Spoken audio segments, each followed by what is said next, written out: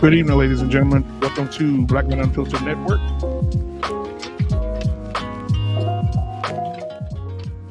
Thank you guys for being here tonight. I appreciate it. All right, we're going to get started in a few minutes, man. Just relax. I know you guys had a long day at work. You guys had a long day dealing with the kiddos.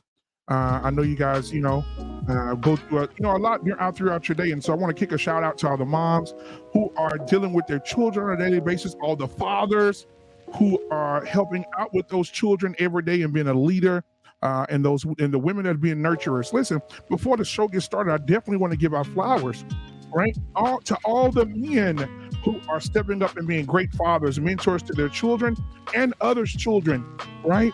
And being men of the community, right? Men that are not perfect, but are striving to be the best man they could be. Shout out to you guys. Also, I want to definitely kick a shout out to all the ladies out there who are nurturers, who by heart, not made nurturers, but women who are born to be nurturers. The mothers that get up every day and make sure their babies are taken care of, make sure their husbands are nurtured and taken care of, make sure their households are in order as far as what it is, the vision of the husband is. Listen, this network from here in this day forward, we're about family over here, right? We're about family, not about the ratchet women that they're going to die alone with no husbands. The ones that are over 50 that are living in regret, or 40s that are living in the regret. We're not dealing with those ladies. We're dealing with women that are really out here trying to do the work and really want to be nurturers and wives and have families.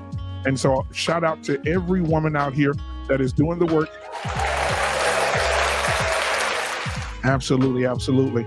All right, listen here. I want to get over to the sanctuary here. I see I got Mandrell in the building tonight. Always my brother from another mother's in the house. Scam Likely is in the house tonight, ladies and gentlemen. All right, Coach K said, hey guys, what's going on? All right, Family Values is in the building. You know, when she's in the building, there's about to be a transformation for the ladies in the building tonight. So I'm so glad she's here, especially for this topic, especially for this one. I'm so glad she's here. All right, we got Jenny in the building tonight. Jenny, thank you for being here, sweetheart. Let's see here. Let's see who else we got in here tonight. We got Gretchen in the building tonight. We got Eugene in the building tonight.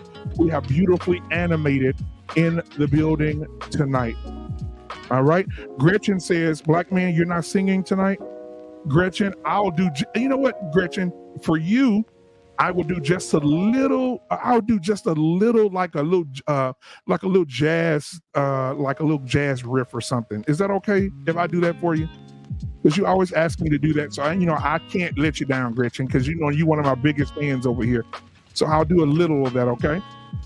All right, I'm gonna surprise you though. I'm gonna go through the list and then I might just bust out with it. So just get ready. All right, we got Marcus in the building tonight. We got T. Shaw in the building tonight. The Dr. Eugene Steele in the building tonight.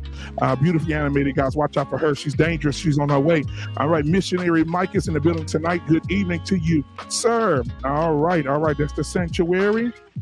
La da da da da, la da da da, la da da da. All right, that was for you, Gretchen. All right, guys, thank you and welcome to Black Man Unfiltered Network, where we're about to get it in. Thank you so much for being here. Go ahead and share it with your friends. Go ahead and share with your friend. Go ahead and share this link right now with anybody you know. We're about to have a great conversation, all right? All right. Give me just a second. Let's see here. We're going to be right back. I'm going to go ahead and get us started. It's so good to see you guys. 1 second.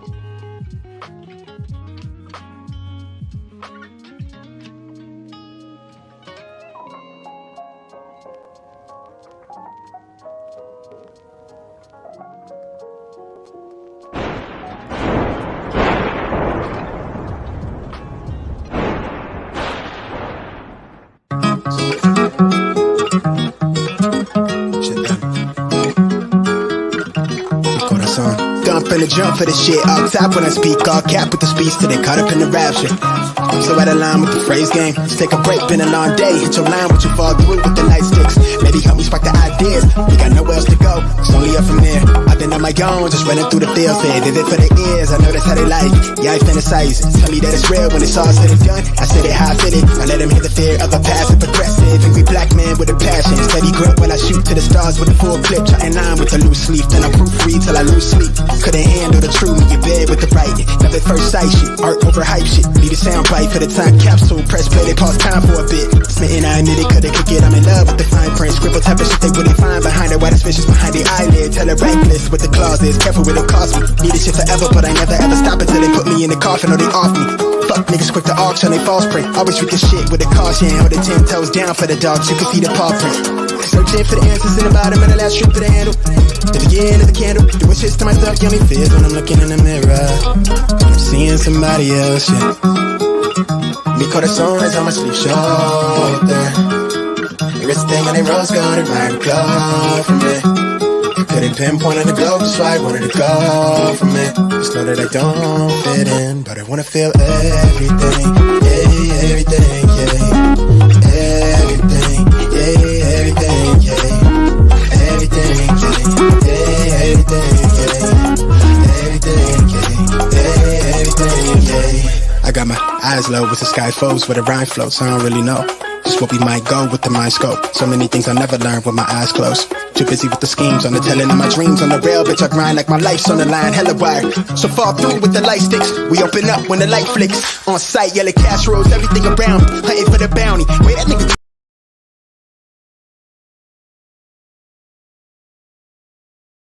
All right, ladies and gentlemen, thank you again for being here. Hey, listen, there's several ways that you can communicate tonight. Thank you, Need Your Heart, for being here. She said hello to the Black Man Unfiltered and family. Thank you so much for being here. Hey, listen, so there's several ways that you can contribute tonight. In the chat, because the chat is undefeated. If you have any questions for the panel when it gets to anything that we're talking about, and you're curious about something, you want to know about something, if we don't know it, somebody on this panel is going to give you some insight on whatever it is that you're thinking about. Also, if you want to contribute to the panel financially, you can definitely join the family. Hit that join button under the video and join the Black Man Unfiltered Network family. You could do that. You can also give a Cash App, which will be running at the bottom of the screen as well. Let's see here, get that running. And then if you want to, you can also send a super chat. When you send a super chat, I got something for you. When you send a super chat. All right. So thank you guys for being here. Also, the ways you can contribute is hitting that subscribe button. That is very important. Hit the subscribe button. I also hit the like button for the algorithms. Okay. All right. Thank you guys so much for being here. Now I'm going to go ahead and bring up the panel for tonight to have this conversation. I have some great minds that's over here on Tuesday. No ratchet women, no illegitimate men over here, as the women so eloquently put it. But we have some people over here that do have some intellect and very intelligent people. And I want to go ahead and bring them up. All right, ladies and gentlemen. I want to start out by first bringing up my guy. You know him. Come on, he's a regular here. He's always supporting the channel. Let's give it up for my boy, Mr. Bennett. He ain't in it, is in the building tonight. Mr. Bennett is in the building. Good evening. Good evening, brother. All right, we're going to go ahead and bring up JT from What We Know podcast. He's in the building tonight. Absolutely. All right, ladies and gentlemen, let's see who I want to bring up first. Everybody cammed up back there? Okay, make sure everybody good. All right, so I want to bring up, y'all know her. She's a celebrity. All right, y'all know her. Come on. When she speaks, people get mad. When she speaks, the real women get glad. When she speaks, the men say this is the best woman that any man could ever have. Ladies and gentlemen, give it up for yours truly, the wife, the mother. Family Values is in the building tonight. All right, ladies and gentlemen. Now, we do have a beautifully animated first time here on Talk That Talk Tuesday. She's in the building tonight, all the way from Houston, Texas. Give it up for yours truly. The beautifully animated Speaks is in the house tonight. Hey, Sugarfoot, what's going on? All right, ladies and gentlemen, I want to bring up my co-host. You know my co-host. You know her. When Mandrell gets back, just wave your hand, Mandrell. He had to go do something real quick. You know he's going to be here. But my co-host is in the building tonight, newly engaged co-host. You know, we got to give it up for the family and the love over here. We got to give it up for the love. This girl is in love. She in love. And she's about to be married soon. And she's off the market, fellas. Beautifully and off the market. Ladies and gentlemen, give it up for yours truly, Coach K, Mrs. Soon to be. Coach K is in the building tonight. Hey, hold on. Let me give you some of that camera, girl. We talked about that last week, Mr. Bennett. She did it. Go ahead. Yep, she got it.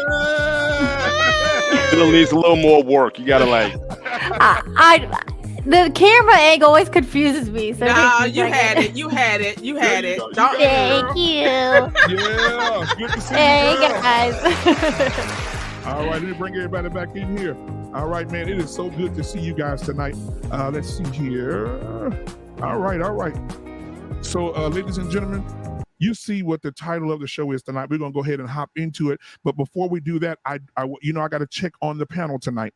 Mr. Bennett, we'll start with you. How is the wife? How's the children? How's the family? How's life treating you, brother? Life is good. I moved my middle daughter back to campus for her senior year.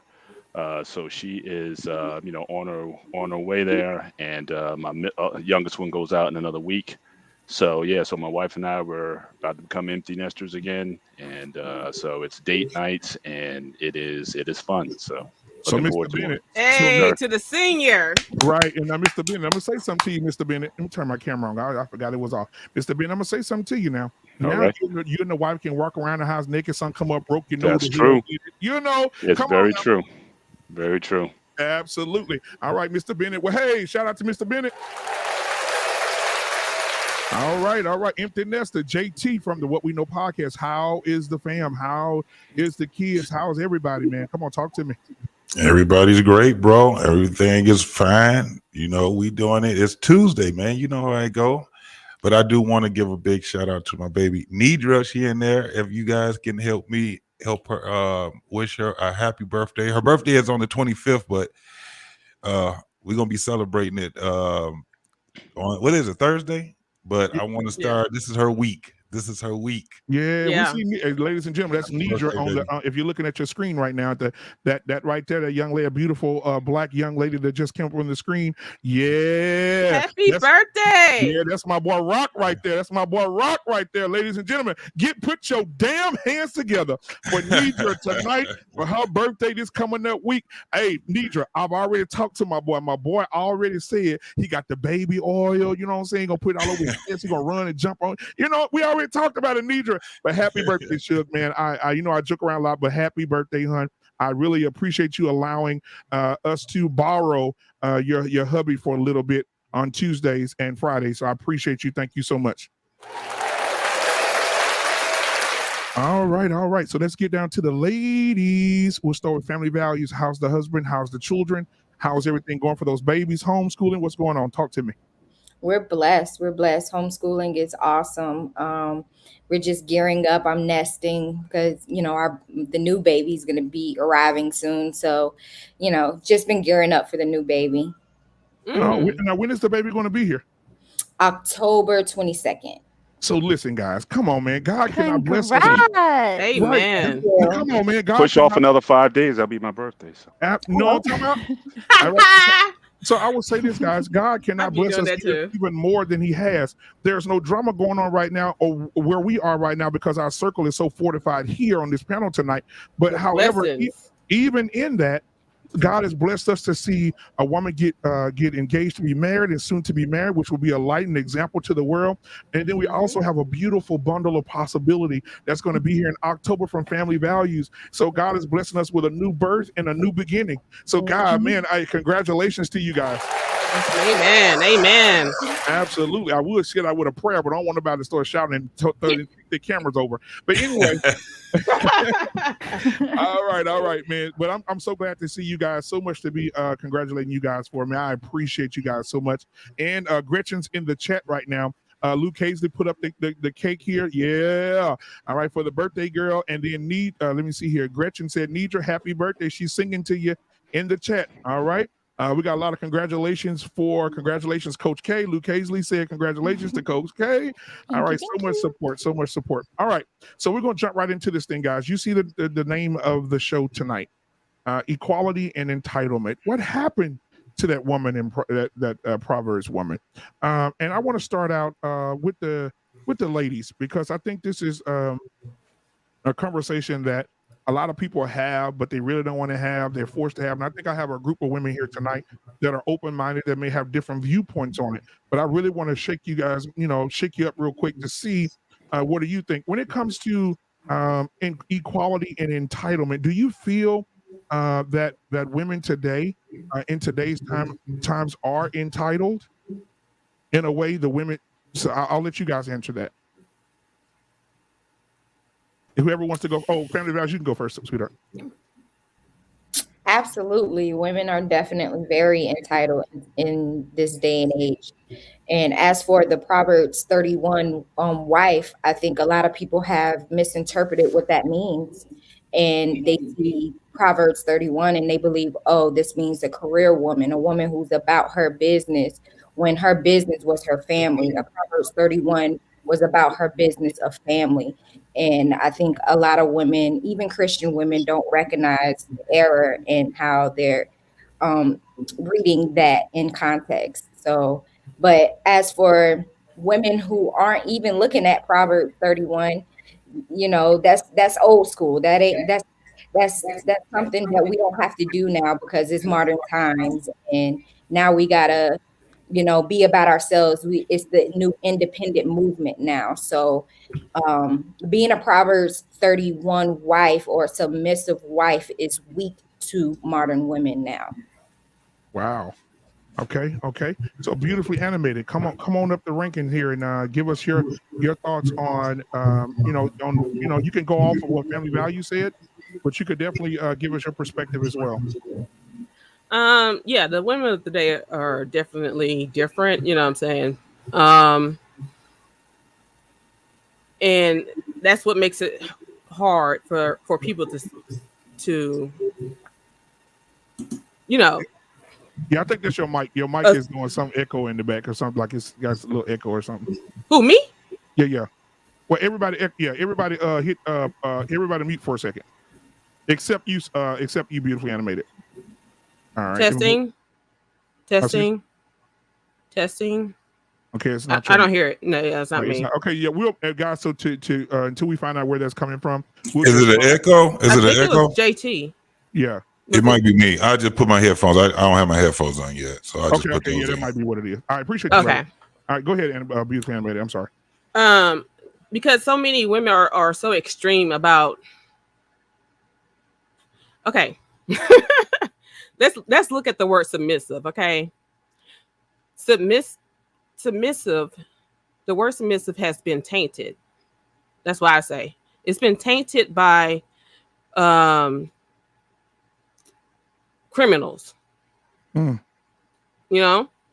so no woman wants to hear that word because of that. But in reality, for me, when I'm happy with a person, I automatically do things. I automatically take care of my man. You know what I'm saying?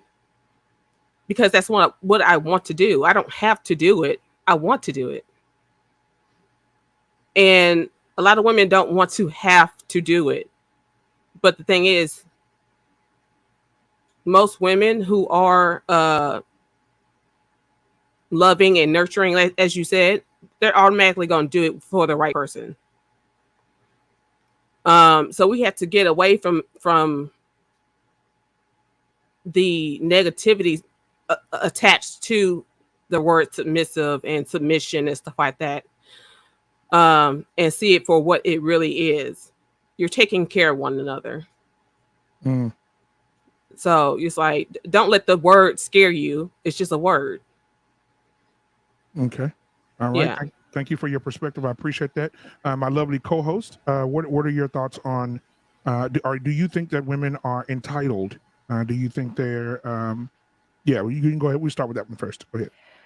Yeah, I think almost every young person seems that way, but especially women. I think they act entitled, but they don't really know what they want exactly. They don't, have to work for whatever it is that they want, and what that requires. And also too, it's entitlement in the sense of it's all about them. It's all about me. And if we do look at Proverbs 31, well, while staying in the same book, I think of denying self, and like, it's not all about you, and you do not acquire your worth or the things that you need from yourself technically. So it's just an upside down world right now, I feel like, especially with women, and it makes me kind of sad. Wow. Yeah. Wow. Do you mind if Facts. Yeah. Go ahead. I just wanted to respond to something beautifully animated speaks. Nice to meet you, by the way. Hey. Congrats on the mini you. Thank you. I hear this a lot, and a lot of women say that, it's easy to, which it is easier to submit to someone when you're happy, but that's you guys are on one accord. That's different. I don't quite want to call that submission. That's just you guys are on the same page. Submission is truly when you aren't on the same page, when you don't like what's happening, when you don't like what it is, or whatever choice that he made. That is what true submission is, when you're able to quiet your thoughts, your emotions, even when you're unhappy, to say, okay, I'm gonna give you the power, so I'm not overstepping. I just wanted to say that because I hear this a lot from, and I'm sure you probably understand what submission is, but just to throw out there for the audience, a lot of times women say, well, for the right man, I'll submit, but that's not being submissive. Yeah, the conditional femininity is what they say, right? Right. It's a conditional thing. Being submissive isn't conditional. If you're married, you should be submissive at all times, even if you don't like something. Yeah. Right. And then you know what? But go ahead and respond. I'm sorry. No, I mean, the thing is, if I love this person, I trust that person, I can submit to that person, and I can be happy with it. You know what I'm saying? Because the man is supposed to be the leader, right? So therefore, if I'm supposed to be a follower, then I have to trust that person. That's why it's conditional. You know what I'm saying? Like, I'm not gonna follow just anybody. Because for one thing, I am an alpha female. Yeah. It does take the right person, huh? Now let me say this. I watched a comedy special on Netflix. It was called The Tambourine by Chris Rock. And in that comedy special, he said these things. He said, there's a few people that are loved unconditionally. He said women, children, and dogs. He said men are loved under the condition that they can provide something. And if they can't provide anything, they're not loved unconditionally. And so based on what you just said, that's basically what he's saying. Men, you have to be conditional. Now, when it comes to our women, our lovely women, we have to also, it's not the same way. Like JT, if you want to hop in on this one, it's not the same way with the men. I think men are, I mean with the women, it's not the same way.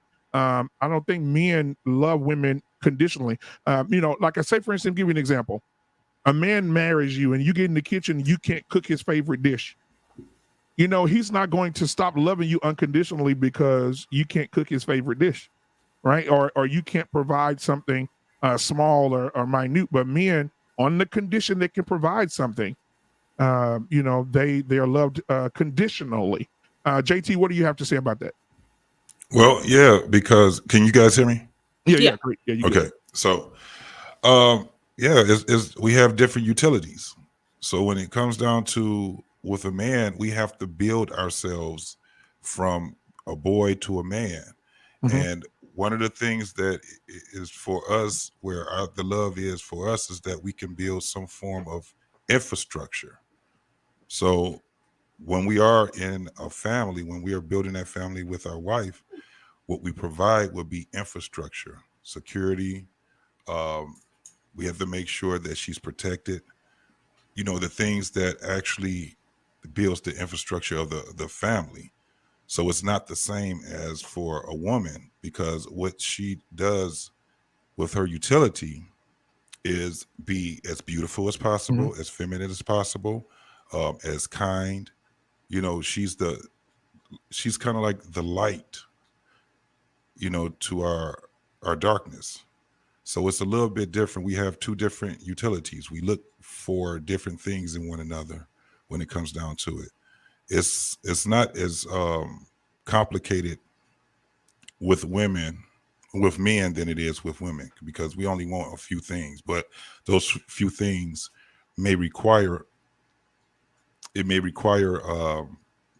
little bit from a woman, and then that is to be someone that can follow us.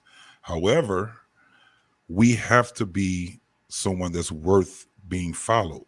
So when you are in your dating stage, that's what you should be looking for. You should be looking for a man that can provide infrastructure. Right. It's a lot different. Now I will say Well, this. see, A lot of people in the chat are asking Beautifully Animated a question. I want her to be able to answer that. Thank you, chat, for being asking your question. I told you I'd get to you guys. A lot of people asked the question, but I'll just pick a person here. Tez Defia from 5100 podcast, guys. Make sure you go subscribe over there. He said, "What is it?" He said, "Alpha woman," and then someone up at the top up here also asked that same question. Said, "What is?" I'm trying to find it. They said, "What is a alpha woman?" If you can explain to them what, there it is. What We Know podcast. That's my boy Rob. Rob said, "What is a alpha woman?" If you can explain it to the audience. I'm just a strong person, strong-minded, strong in character and stuff like that. I'm a guardian, a protector. I'm very protective of people that I care for. You know what I'm saying? So a lot of times I do have to take the lead. You know what I'm saying? There's been some so many damn situations where I had to take the lead, but I'm not afraid to do what I have to do. You know what I'm saying? To love and protect those that I care about. Why did you feel the need to take the lead? Was there no one else around to do so? It's like people want to overthink things in situations where you need to act right away. You know what I'm saying? So, well, one situation was, we were throwing a birthday party / graduation party for one of my younger cousins, right? At one of my cousin's house. And it's getting to the evening time, and all of a sudden, one of my cousins says, they're fighting in the car. Like, because they saw the car rocking. And it didn't register, okay? It registered about the third time they said it, right? No one made a move to go to the car and stop the fight. And his aunt was in the driver's seat. They were in her car fighting. She's in the driver's seat. And him and his girlfriend are in the back seat. He's in the car. She's on the outside. The girlfriend's on the outside of the car. And they're swinging on each other. So I had to get up and go over there and break up the fight. And I'm not one to be like, I'm going to take my cousin's side just because we're family. You know what I'm saying? I don't live in your relationship, so I don't know who's who and who's doing what. You know what I'm saying? So I talked to them both. And I was like, this ain't right. Okay. Neither one of you need to be. Yeah. Thank you. Not to cut off with it. Yeah. You know it. You know that's irrelevant. Yeah. You know what I'm saying? The key here is you're the one who had to go and stop the fight. So no men around went and stopped that fight? Yes or no? My cousin sent her husband to stop me. Yeah. Now let me say this real quick. But so that was a no as far as the men going to stop my cousin and his girlfriend from fighting. Gotcha. I just think in that case, you need to find a better circle. Exactly. And just even saying. Yeah, I mean, what I meant by that statement. Right. And to define. No, I stopped because the thing is I have a short temper.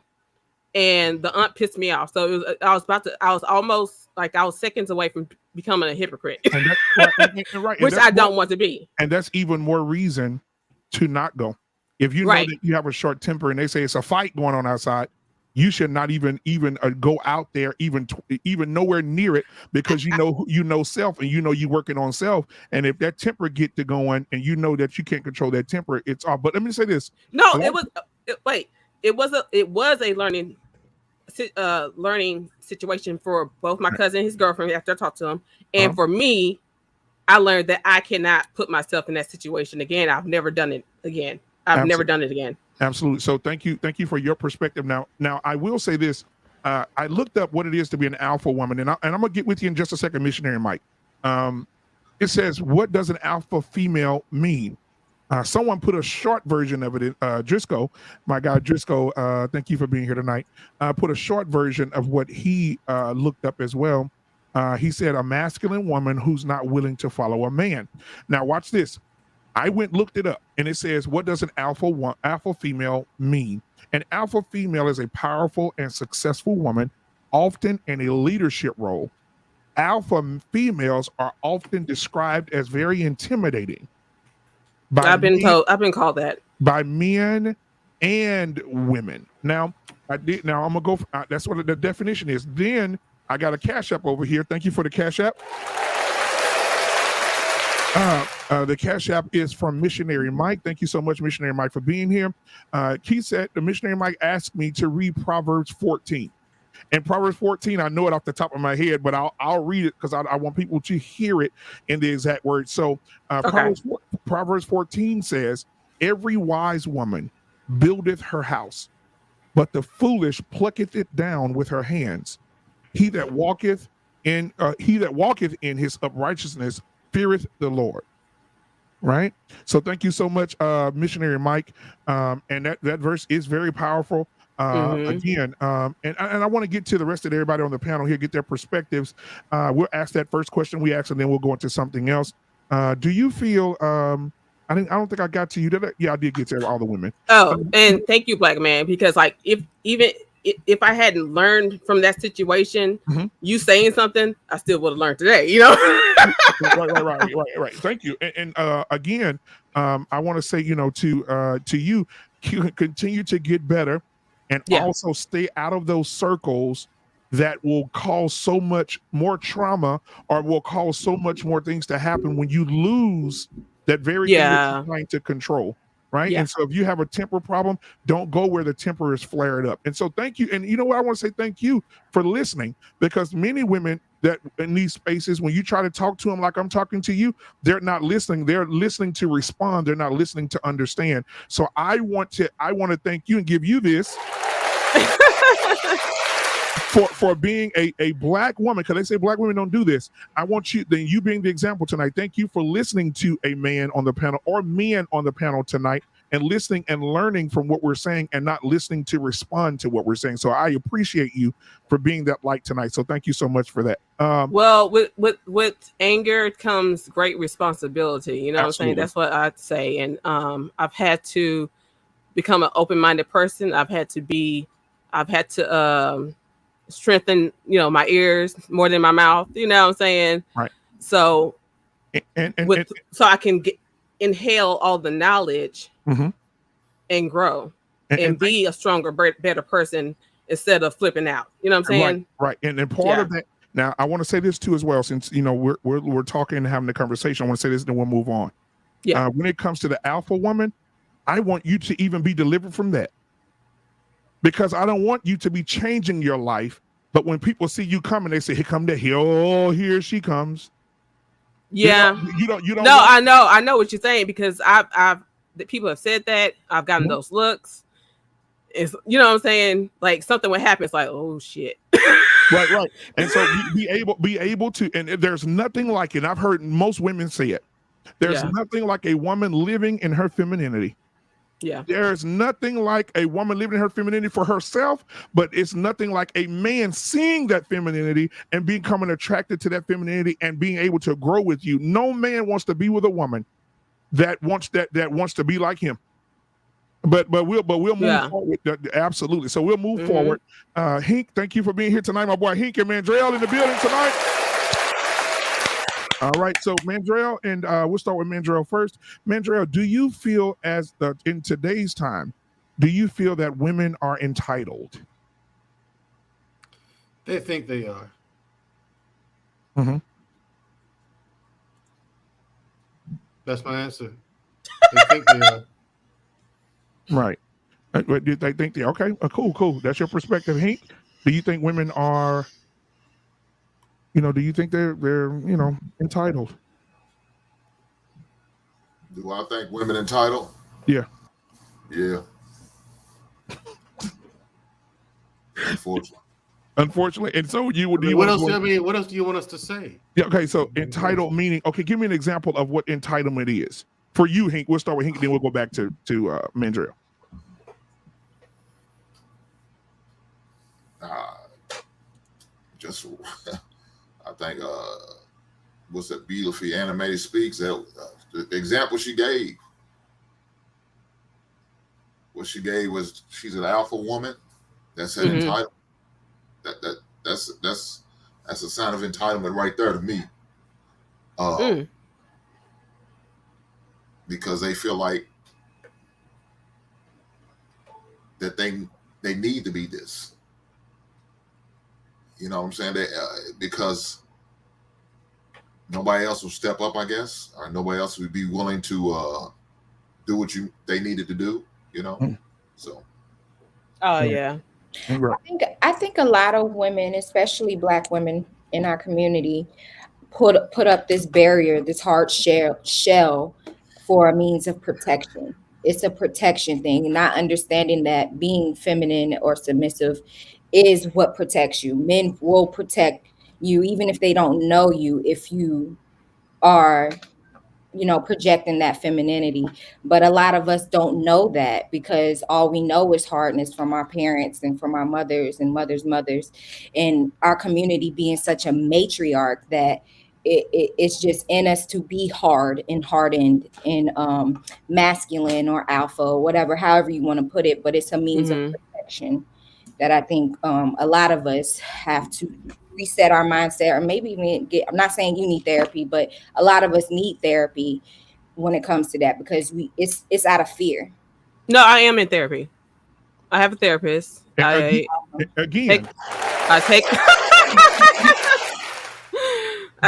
take meds, whatever, and hopefully one day I can get off the damn meds. But I'm very open and honest about my situation, because first of all, I want to get to people before they even have to get on meds. Right. You know what I'm saying?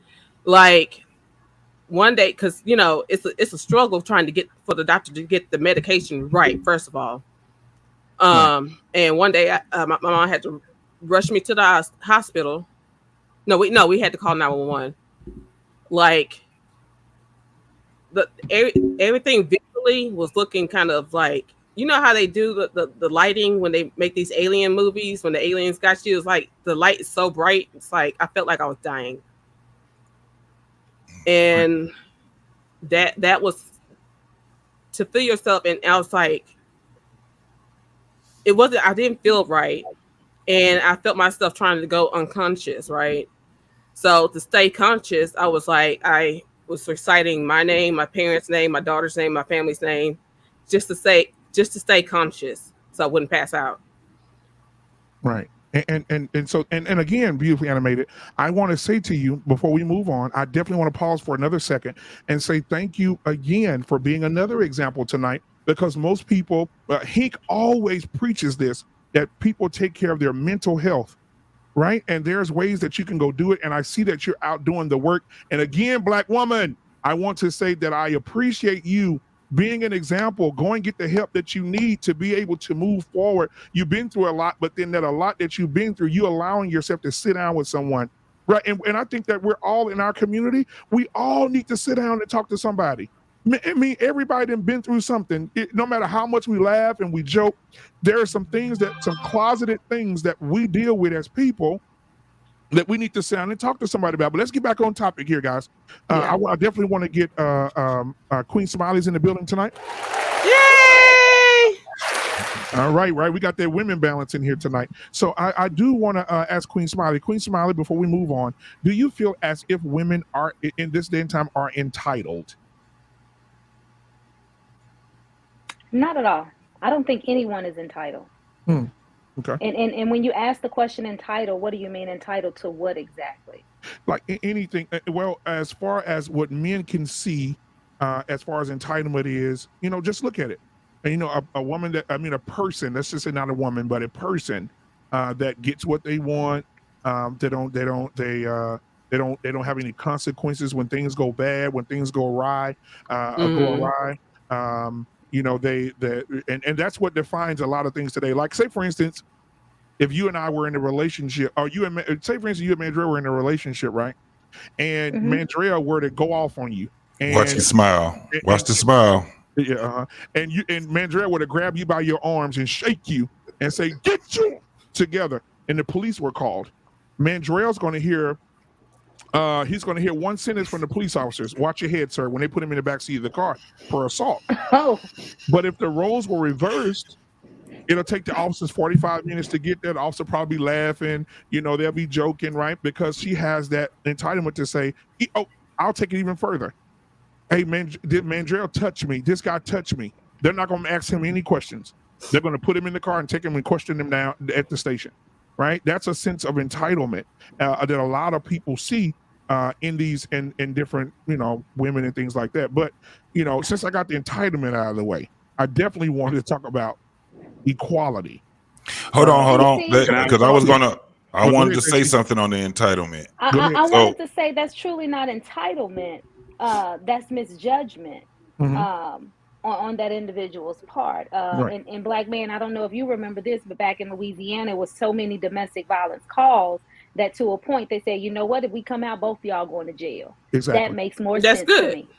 Right. Because there's no entitlement. It's misjudgment because you don't know what the situation is, and it's always one, someone's word against the other word. I don't think a woman is entitled to use her feminine liberty to say, hey, this is what I said and this is the way it goes, because there's some vicious women out there.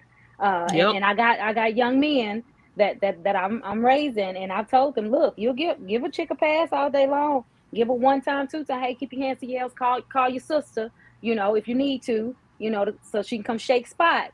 But at the end of the day, you better snatch a knot in a little heifer. You hear me? And if you need to call me, okay, I'm gonna beat the brakes off one of them females, okay? And this is where it is. Right. Call me. Right. And JT, what was your? Oh, go ahead, Family Values. I'm sorry. So they can't call Jesus Queen Smiley? They gotta pray about it. Bash Mr. Head open and think about him later. Y'all heard that. So over mine. Yeah. Period, boo. Period. Yeah. Queen Smiley, you said that you don't believe modern women today are entitled, but we see examples of that. Rest in peace, Kevin Samuels. But he's had hundreds and hundreds of women come on his show and say that they want this 6'6" man, 6 figures, 6 foot, 6 inches. They want all these things, and then when he asked them what do they bring to the table, they don't have anything to say.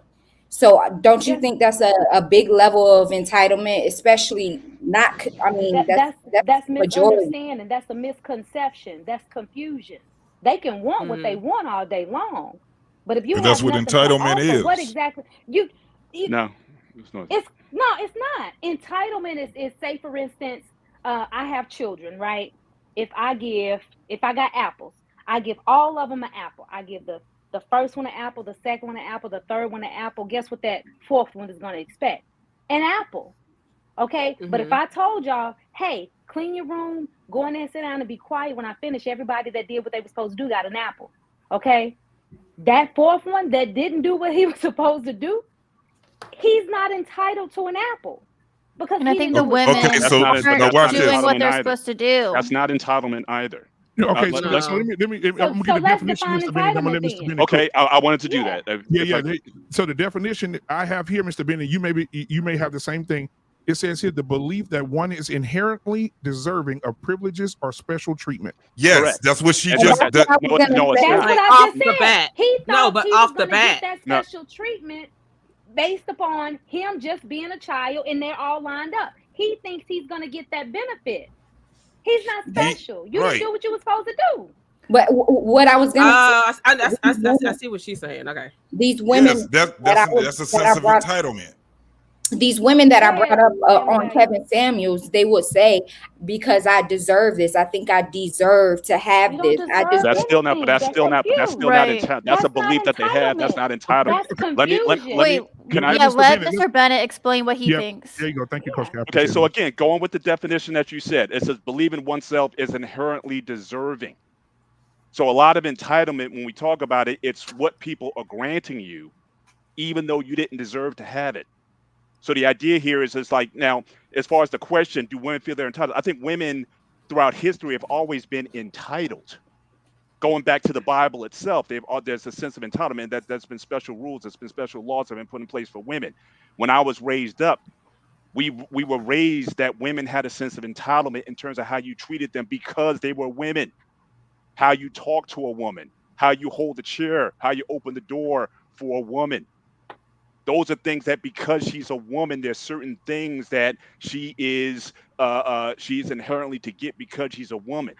I think today there's still a sense of entitlement, but where the entitlement is coming from is different.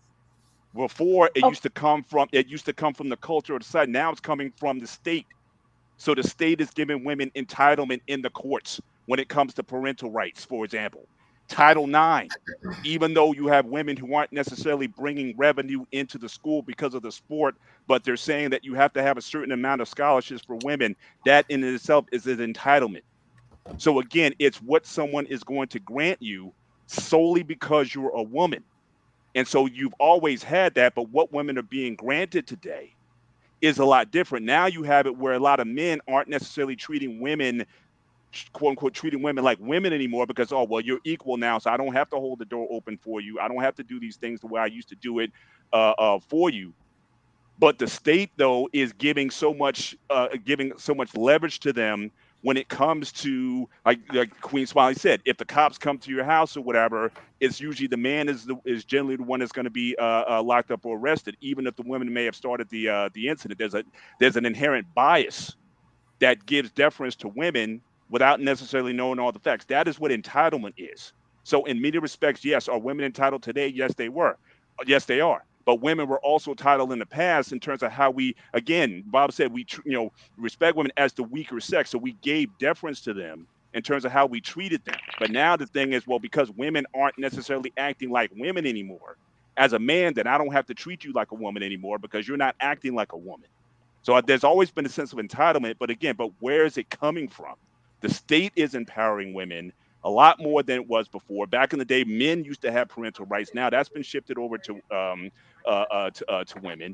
The idea of alimony, that's still, even though women are making equal, if not more than men, the idea of a man getting alimony from a woman is still looked at as a taboo in the side. A lot of guys want to cap up and say, "Oh, I would never take it because I'm a man." But nobody holds it against a woman if she takes alimony from a husband. So I think there are these the sense of entitlement that has been built into women. I think the state in part did it, and since we were talking about Black people earlier, I don't want us to think in terms of the earlier conversation why women are thinking they have to be strong and alphas or whatnot. Let's not lose the point of the fact that was purposeful and systematic, where our women were held against us in order to create this condition where they had to be roles that they weren't. And that was intentional. So just as the state is doing intentional things in order to give women this deference, there were also things that were intentionally done to emasculate men at the expense of the women. So it's always been there. So I'm not going to lose sight of that as we talk in this conversation. There's cause and effects for things, and we're living in the effects of those things that have been done to us. And you know what, Mr. Ben, let me add something to that fire. Hold on, Coach K, I'm gonna let you go. I promise. You're good. You're good. Man, listen.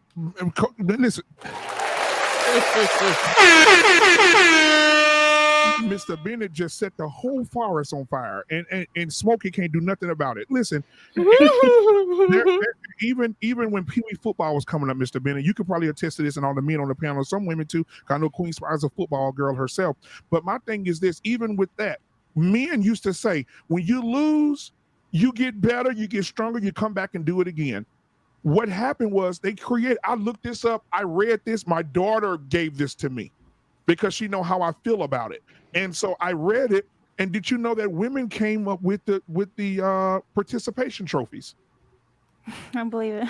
Yeah. So what happens is, even if a child loses, they're entitled to get a trophy anyway. I've Dang right. I've coached football. So hold on. 1 second, JT. I coached football for years, and the thing that broke me down every year, that pissed me off, is that the winners get a trophy and the losers get the same damn trophy the winners got. What is the purpose of giving the losers an award when they haven't earned anything? And I'll say this and I'm done. I'll let Coach K go then. I'll let JT follow up. I've seen James Harrison. Y'all know James Harrison used to play for the Steelers. His sons played in a game and they lost. They gave them participation trophies. He told his sons, take them damn trophies back over to that coach. Get stronger, get better, and win next year. But you're not going to take something that you didn't earn. Right. Coach K, you can go ahead, sweetheart, and then we'll get JT follow you. Sure. Just real quick, because I think what Mr. Bennett said was very profound and almost like took me a second to really like grasp what he was saying. But one definition that I found in the context of like this conversation, which I don't think is right or wrong for what he said either, because I think that's 100% accurate. But one definition that I found from the Cambridge dictionary, and I was trying to figure out what that even is, but it said the feeling that you have the right to do or have what you want without having to work for it or deserve it just because of who you are. Right. And that's what kind of reminded me of like women today. But in what he was saying, Mr. Bennett, it's like women are expecting the same things that women were entitled to, years ago, in the past, but not being the same woman, if that makes sense. But I don't know. Just want to throw that out there. That's why I said. That's why my answer was what it was. Mandrell, let JT go. Let JT go first. Then hold it thought, Mandrell. Let JT go. Then I'll bring you in. Go ahead, JT. He was after Coach K. Go ahead. So the definition was believing oneself is inherently deserving, correct? Mm-hmm. And what does inherently deserving means? Because of who you are deserving, right? Right. Right. And so it's still a woman, you are deserving because you're a woman. Not out of no other attribute. Not that you contrast that to the Proverbs 31 wife. It goes through a laundry list of the thing that she does for her family, for her husband, all these things. She put the work in. And so she gets her praise and she gets her roses because of the work that she put in. But some women, just because I'm a woman, I deserve all the praise and accolade that a Proverbs 31 wife is getting. So should have been the question that Black Man had actually posed should have been that women think that they're entitled versus they are entitled. Yeah, okay. I see what you're saying. And because that's where we lost the content. Right. You and Mr. Bennett just said something that I did. I get this from my pastor. So anytime there's a word that's looked up, I got to break up the definition of the word of the definition itself, right? So if you're looking at the definition, someone who's entitled, believing oneself to be inherently deserving of privileges or special treatment. Inherent, vested as a right or privilege. What does vested mean? Secured in the possession of. Okay, women, you ain't vested in nothing that you think you entitled to. Okay, and you ain't secured no possessions. Now we on the right page. That's where I wanted to get to. So we have to break it all the way down. You just can't pop out here and just say, oh, because I think I deserve these things. Have you put in the work? Are you checking off those boxes as that Proverbs 31 woman? Are you what do you bring to the table? Is essentially, right. Not just a pretty face and a slim waist. Not just I can do what you tell me to do when you tell me to do it, but then keep in mind I'm gonna pop off when I want to, cause that's why I do. No. Yeah. So with the neck roll, with the neck roll. With the neck roll. I haven't finished it. Okay, go ahead and finish, JT. And Mandrell, right She did that too goddamn well. I'm scared of that. So now that we're all on the same track, women do think that they're entitled, and especially to Mr. Bennett's point, as the women of yesterday, they think they're deserving of that. First and foremost, the most common thing that you will hear women say is that I deserve a good man. I deserve a good life. But then when you see the work that's behind it, they're lacking in their work. Yeah.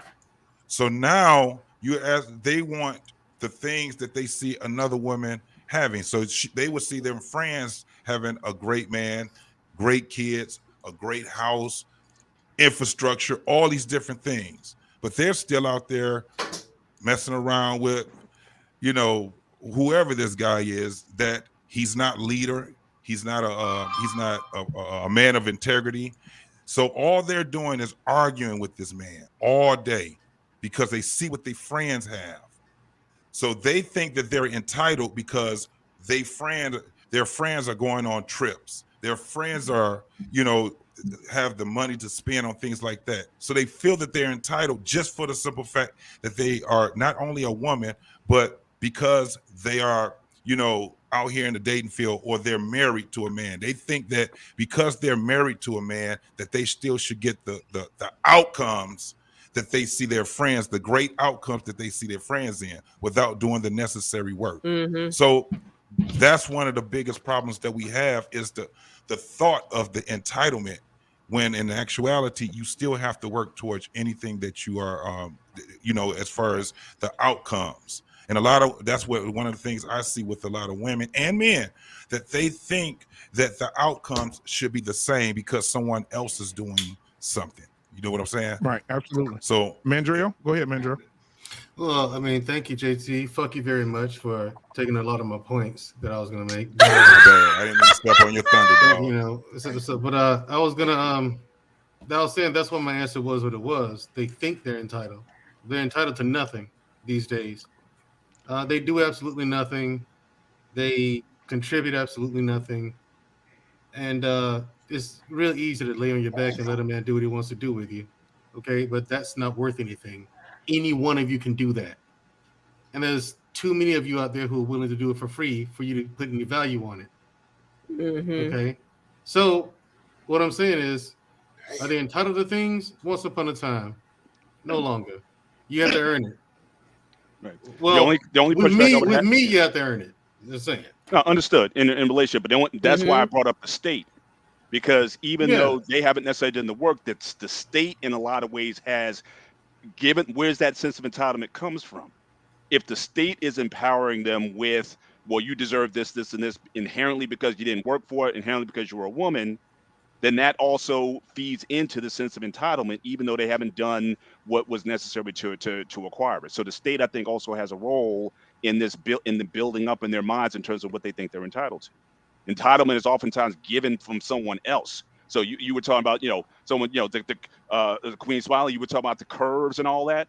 Well, again, unfortunately for a lot of men, we thought that was enough.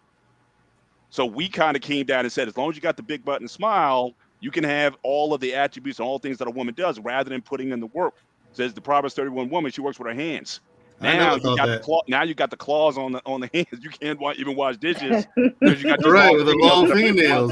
So you can't even do that anymore. Right. But because we gave up our standard for the big butt and the smile, and not looking at the virtues, not looking at the work ethic, not looking at what is she putting in. So again, that came from and I think we have to kind of take some responsibility for that, because we traded.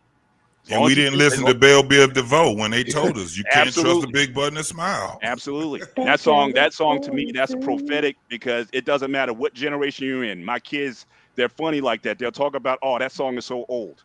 But let Poison come on. It doesn't matter if they're 50 like we're our generation or 5. Everybody knows that song. So that was put into the ether, and it never left. Everybody understands that song. Absolutely. I want to get Hank, what are your thoughts on what you've been hearing so far? Never trust a big butt and a smile. I'm trying to say. Protect yourself at all times.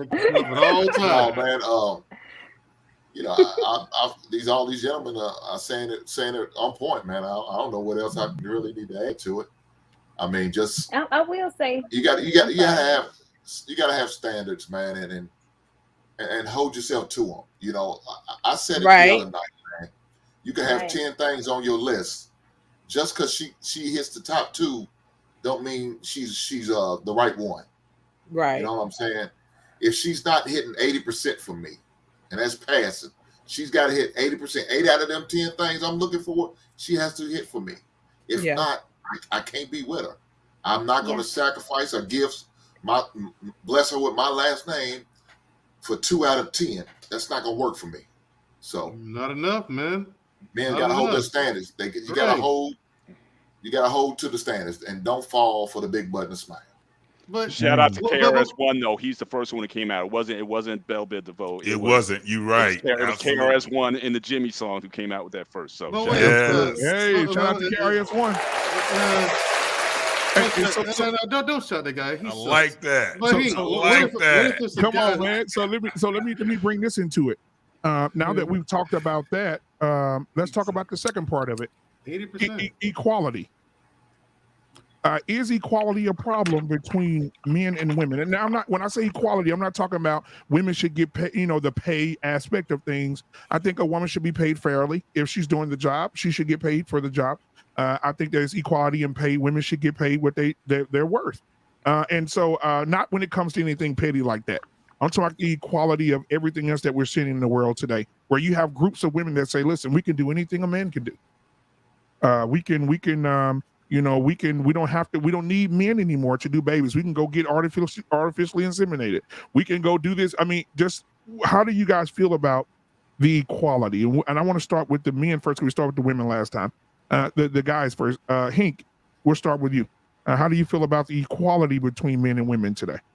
Man, that's that old tough talk. I mean, a woman talking about stop it. You don't want it to be equal. Lord knows you don't want to be equal. Now I know Tyler, 50 years ago it blessed you, but that's not what you really want. Because if it's equal, that means everything's gonna be the same. So it means when you go in the military and you gotta do basic training and you gotta do your push-ups, not on your goddamn knees, but do a real regular push-up, and you gotta do say about 100 in a certain amount of time. Then you're gonna want sympathy because you can't get after that 25, you ready to tap out. No, you want to be equal. Come on, get this. So when you become a firefighter, you want to be a firefighter, and they make you carry 100 pounds along with all your equipment. You don't want to do it. Yeah, and you know what? When it comes to be treated equal, you want to be looked at as equal. No, that's not how it works. So, hey, accept the differences that we all had, that men and women. Embrace it. Enjoy it. Be glad you don't have to be a man and deal with man type issues. I promise you're not built for that. And I keep saying that, man. Before the whole COVID thing took over and took place, we used to have big spreads at the job, and again, I've told this story before, that the men they said it's time to eat. Everybody would go get in line. The men would just go get in the line.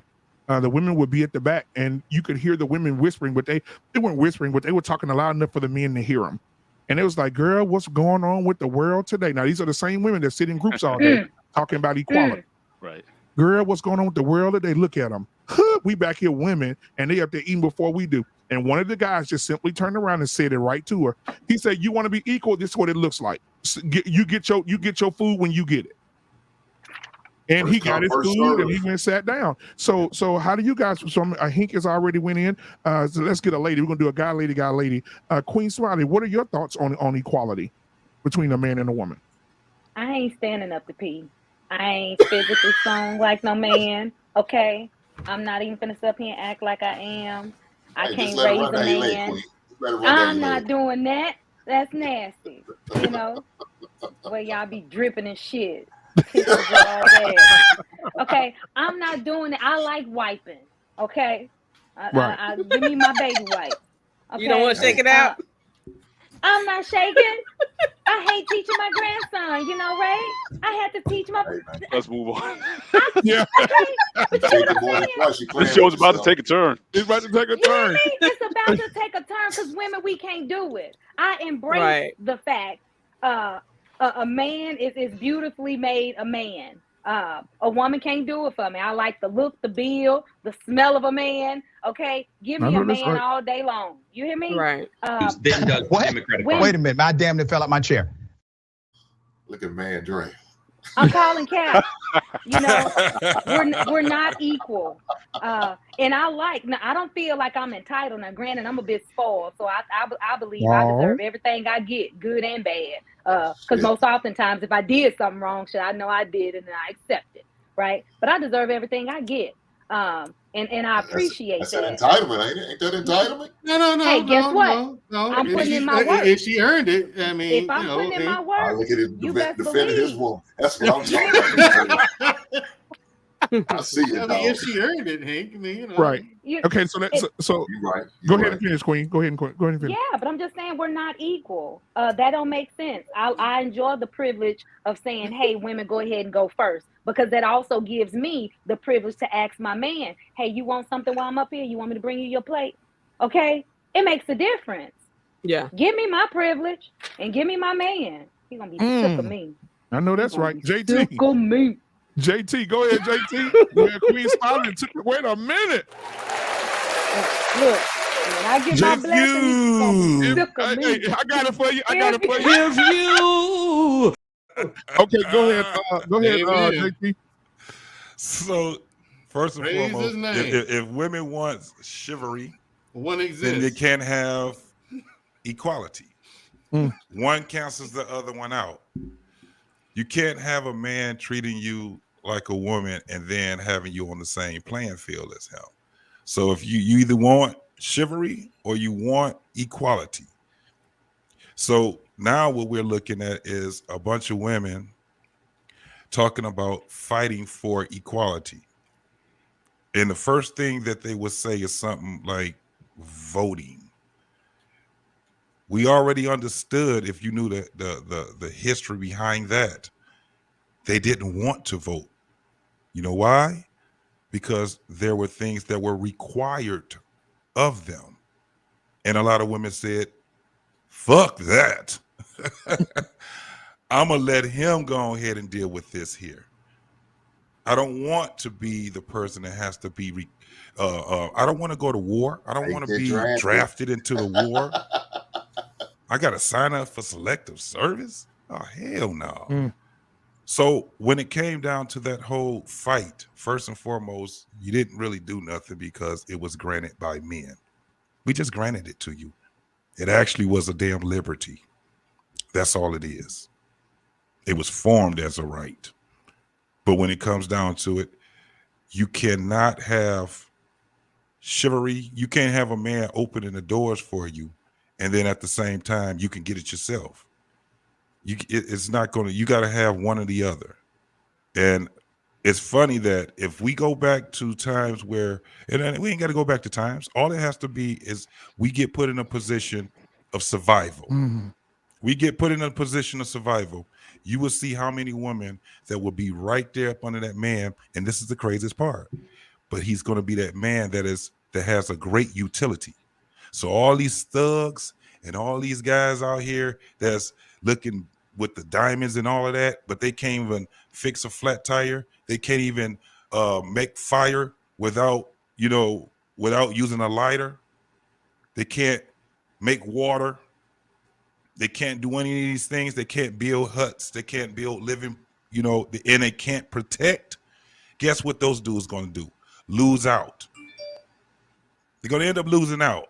It's going to be the man with the utility. So that's where when we start talking about this whole thing of entitlement and equality, with not equality, but with that equality thing, it's not true. Right now, what's happening right now is that the world is trying to get women to be more, or be men more susceptible to women, just doing what the hell they want to do. It don't have anything with infrastructure. When you start leaving a lot of these women to their own devices, what do? They lead it to hell. They tear it up. They mess it all up. I don't know why. Maybe it's because of emotions or how they were built, but this is what happens. Can you imagine if we had it turned all the way around and now the women are building the infrastructure and the men are the ones that are sitting back waiting for the women to open the door for them? We would die, periodly. Right. Damn, did I just make up a new word? Period. Hell yeah. And I will say this. I'm going to use it today. And I will say this. I'm going to insert this before we let family values get in here. Even today, when I was working today, there was a young, I can't talk too much about my job, but there was a young lady that went out and picked up all the checks and was bringing the checks into the vault. And as she was coming into the vault, they were too heavy. And I'm looking dead at her coming at me. And she just, And I, as a gentleman, I said, hey, I said, I got you. I said, let me get it. Oh, no, I don't need no man help. Just wow. Like that. And I said, you don't need a man help. She said, no. She said, I got this. I'm strong enough to hold this box. I don't need that. I ain't soft. And wow. And I didn't say nothing because we can't have that kind of conversations in a corporate setting. Right. However, I'm thinking to myself, what? Why leave her to it? Yeah, I'm gonna leave her to it. Leave her to it. Yeah, and she was just, and I was looking at her walking, and I said, but she felt like she would be soft if a man helped her. Baby, that's what you're supposed to. And it's getting to the next time you find her in a situation like that, let her blow her back out. Yeah, and when they ask you, hey, why didn't you help her? I asked her before. She told me she didn't need a man's help. So I didn't want to violate her rights. And T. Shaw, you are absolutely correct. Listen, and I'll say this: it's getting to a point where you can look at a woman and know she's never going to be married. She's never going to have a family because of her the way she carries herself, right? And I can give you one right now. She has done amazing work. Strong Black woman. Jesus have mercy. Stacey Abrams. Stacey Abrams turned the entire state of Georgia blue. She did that. She's a powerful Black woman. How many people on this panel think that she's ever going to get married? I rest my case, Your Honor. I thought she faced the same thing we facing. She'll get married to another woman. Yeah, exactly. I think she's coach. I don't think she is, but I mean, I was thinking the same. Not gonna lie, but yeah, I was gonna say it. Girl, your face said it all. Box on top of it. So family values, go ahead and give us your perspective. The fact that every man on this panel agrees unanimously. No, I think she likes the same thing we like. I mean, I don't know. Family values. A lot of women aren't gonna like me for this, and my opinion changed on this recently. I think, who was it? Amira, y'all know Amira Exile. She said something about she doesn't believe women should be voting even today, and I happen to agree with her now, due to the fact in the state that we are in. If it wasn't for the fact that a bunch of women have the right to vote, I don't think we will be in this state. I don't think that person that's in office right now would be there, and we will be plummeting the way that we are as America. But to answer your question, there's no such thing as equality. It can't be, especially in the type of nation that we're in. There's no equality, because the only reason why we think we have equality is based on what men built for us. This is a man's world. And if we didn't have those things, we would die off slowly or quickly. So equality is a lie. It's a illusion to make women feel good about whatever. They need power. And it's fake power, because when something happens, they're calling the police. And 9 times out of 10, it's a man. Firefighters are men. The building they live in is built by a man. The sewage. There's no women working in these industries. So at the end of the day, it's a lie, and it's silly, because honestly, if you really think about what equality is, it's unbalanced. It's more so what do you call it? Privilege. We get what men get plus some, because now we get what men get, but at the end of the day, that man's still going to the door when there's somebody late at night knocking on your door. So it is really just a lie. Man, anybody want to hop in on no, that? there's one married couple who believes that both of them should go when there's above in the night. Mandrell, you are so petty. Hey, it's ridiculous. Listen, that woman and her wife, I'm sure they're happy together. He's smiling. But again, what Mandrell's alluding to is there was a conversation. There's a conversation. I didn't see it. I was looking at your face. There's a conversation between a man and a woman, and the question was asked to this couple: if someone were to break in your home, who is going downstairs to get the intruder? And the man said, "Well, we both going down there together and jumping." The man said that. Wait. You say a man said that? That wasn't a man. Yeah. Stop. Hey, look, stop. There wasn't no man. You need to put an address on this. Yeah, and you know what? Man. And I couldn't believe what I was hearing. But again, that's what you have some men out there like that. Listen, real men. Let me put it out there because we always talk about. I have to tell you later because I want to have a positive conversation. Real men. If someone comes in my house, I'm gonna tell my woman, "Hey, babe, hey, you stay here with the kids. I'll be right back. No matter what you hear, don't come out this room." And I'm gonna go and tear the house down. But most men, men have to be prepared. I'm gonna say this when we get back on the subject. Men have to be prepared to die every day. Yeah. How many men out here are ready to die? I'm ready right tonight. Me? I'm ready to die tonight. Me?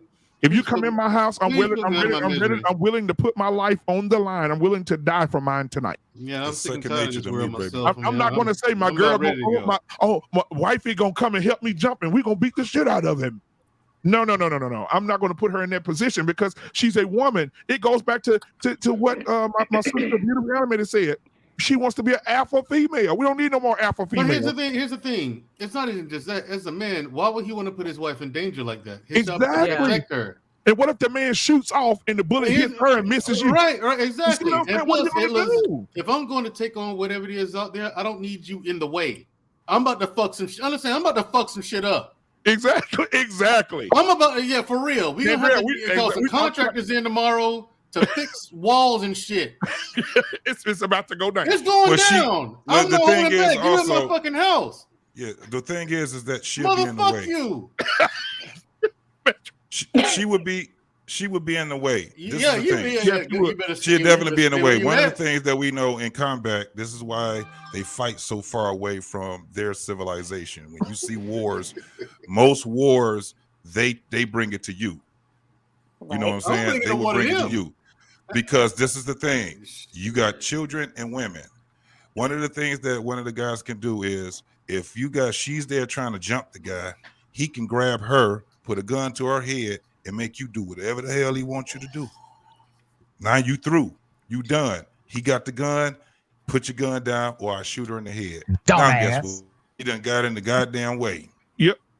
Yeah, I mean they use women and kids. Get out that, go out that window and call the cops or some shit. But I'm about to go ahead and handle my business right quick. I need you to get to safety. When the cops get here, when you call 911, just tell them to bring a couple of scratches with them. They don't need them. But this is the difference between. Let me say this one right here, and I'll let you go. This is the difference between men and women. When a man gets into some shit in the streets, he would take his kids home. Yeah. Damn.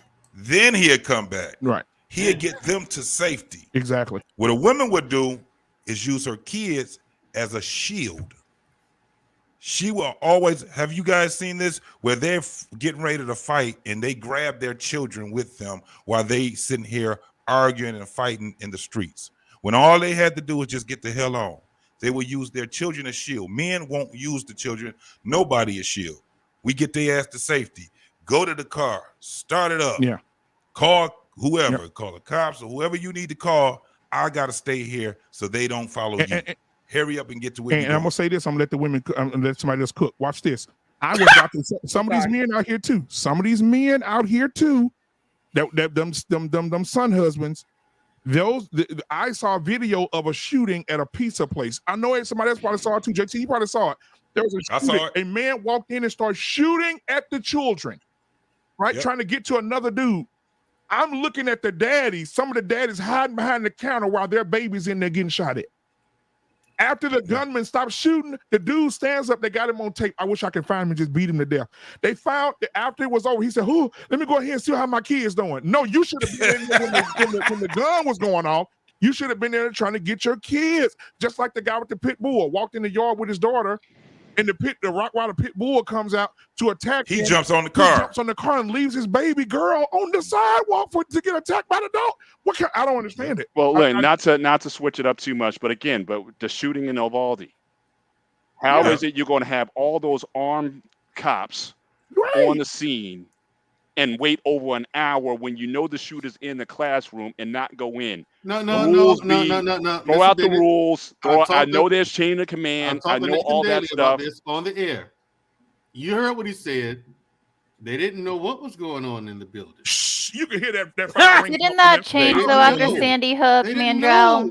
Mr. Bennett, the officers didn't know. I'm saying, but you didn't that have that. Changed though, Mandrell, after Sandy Hook, the policy for an active shooter. No, Coach K. Nathan Daly said, okay. Oh, you're being sarcastic.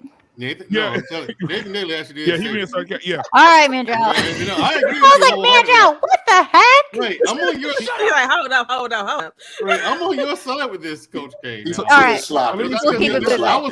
I was grilling him with the same questions and statements that you and Mr. Bennett are about to say. I was like, okay, why did the fucking border patrol have to go in there? Why was the border patrol there in the first place? Right, that's crazy. Why didn't they go in there? Why didn't they stop the parents from running into that building and saving that kid? I had so much. They arrested parents for trying to go in the building and save their kids. Save their kids. I hit them, bombarded them with, they arrested parents. Nate. Yes. You got to eat the L. They fucking suck and they all need to be fired. Okay, so guys, we'll get back. We need to have a whole show. We could do a whole show on that. So I want to get back to the topic. I did a whole show on that. Yeah, you did, man. Gerald, if you haven't seen it, please come and watch it. Come and watch it. So we got Lucky in the building tonight. All right, what's up, Lucky. So Lucky, what are your thoughts, Lucky, on women that are about equality? That's what we're talking about right now. Do you think that men and women should be equal to each other? In today's society, in some aspects, yeah. And can you elaborate, sweetheart? When it comes to the financial stability of what they add to a household, when we look at things today, when we look at what it'll take to raise a family, I think that we should be equal. I think women should work and bring the same amount that she requires a man to bring to the table. Financially. We're close. Anybody want to hop in on that one? I mean, the thing is, if these chicks would do the damn math and stuff, they could have six figures. If you know, five figures, plus five figures equals six figures. I mean, you know what I'm saying? No, we don't know what you're saying. Carry the one. I'm trying to get the if I'm making 50,000, if I'm making 50,000 and he's making 50,000, that's gonna equal 100,000 a year, right? That's six figures. Leave it there. Compound living. Lucky, do you think it will create math didn't add up? You're right. Math wasn't mathing. I was like, we knew what she meant. Go ahead. You said it 3 times. That's 50,000. That's good eating right there. Do you think a woman that is making the same or close to the same amount as their husband, do you think that woman will have an issue with submitting to him? No, not if depends on the man. So you have the man that is a little bit of a quote unquote mama's boy, son, husband type of thing where you have to lead him to water constantly. And then you have the man that's really assertive in he's a dominant figure. So I think if he's a dominant man, automatically women fall under dominance. The thing is that if a man typically is not dominant, then a woman is not going to submit to that. So I think that the thing is that most of the time men who have a sense of dominance and carry themselves a certain way, they don't have a problem with a woman not wanting to submit to them by and large. Okay, I understand what you're saying with that, but do you believe that a woman that has to like it depend she is dependent upon 50% of the bills or whatever, do you think that woman is capable of doing her wifely duties consistently? That means sex anytime he wants. Capable? Yes. Food, She wants huh? She's quite capable. But I think she might have a little, if she feels like if I don't work, shit not running afloat, then the respect factor starts to lose, because on average women start to respect their men less when they feel like he can't handle a lot of things that she feel like she shouldn't have to handle. So then it becomes, okay, if I'm working like this and I'm doing these certain things, you should be cooking too. Everything in the house should be equal. But then you have the man that feels like just because you're working, you should still come home and do those other things because other people are not complaining. So I think it just depends on, but by and large, I think the respect factor feels like he needs her for a financial gain or whatever the case may be, but she's quite capable. Yes. Okay, I agree. She's capable, but the environment would not present a good environment for her to be in her femininity, for her to be that serving wife, because she's gonna be tired just like he's tired. They may come home at the same time. They may. That would be a partnership, right? Yeah, it would be a partnership no, at that family point. values. I gotta disagree. I gotta disagree on this one. Go ahead. Disagree with what? Well, here's the thing about women. From what it sounds like you're saying that if a woman makes either more or equal to what the man makes, it's going to be difficult for her to submit to him. No, I didn't say it was going to be difficult. I'm saying that it's going to make it easier for her to challenge him. Oh, easier for her to challenge him. Okay. Well, those are weak women. Easier for her to say, well, I'm doing just as much as you do. Mm-hmm. So why do I have to treat you like, so in other words, more difficult to submit. It's one of those, we're equal now. That's interesting. But here's the thing. Well, yeah, in a partnership, I think that's when it becomes confusing when we look at today the different type of relationship. If you're in a partnership, then there is no one above the other. Now, I would not accept that. I'm just saying, I mean, I get you have an old-fashioned way, but if we're talking about people today, and we're talking about equality, and a woman who feels like she's equal, then she's also going to want her voice to be equally heard, just like he feels. When he says, hey, come in here, and he's trying to put her foot down, she's going to have a little bit more to say versus if a man was taking care of everything. Right. So she wouldn't be submissive.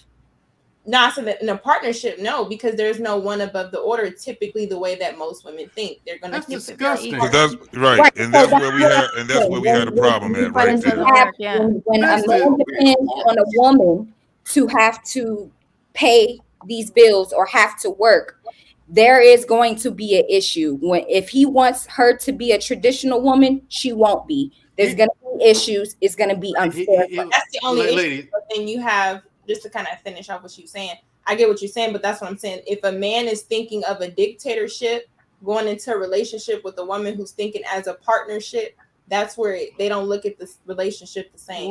Well, I guess you know what? Yeah, it's a dictatorship. We can call it a dictatorship. When a man, if that's how you see men leading, okay, fine, dictatorship. That's not how I see He's in control. I don't think there's nothing wrong with dictatorship. So yeah. Right. Okay. Well, here's why I have an issue with this whole thing. All right, my parents built what they had my sister and I, and they built what they had from nothing. They don't come from money at all.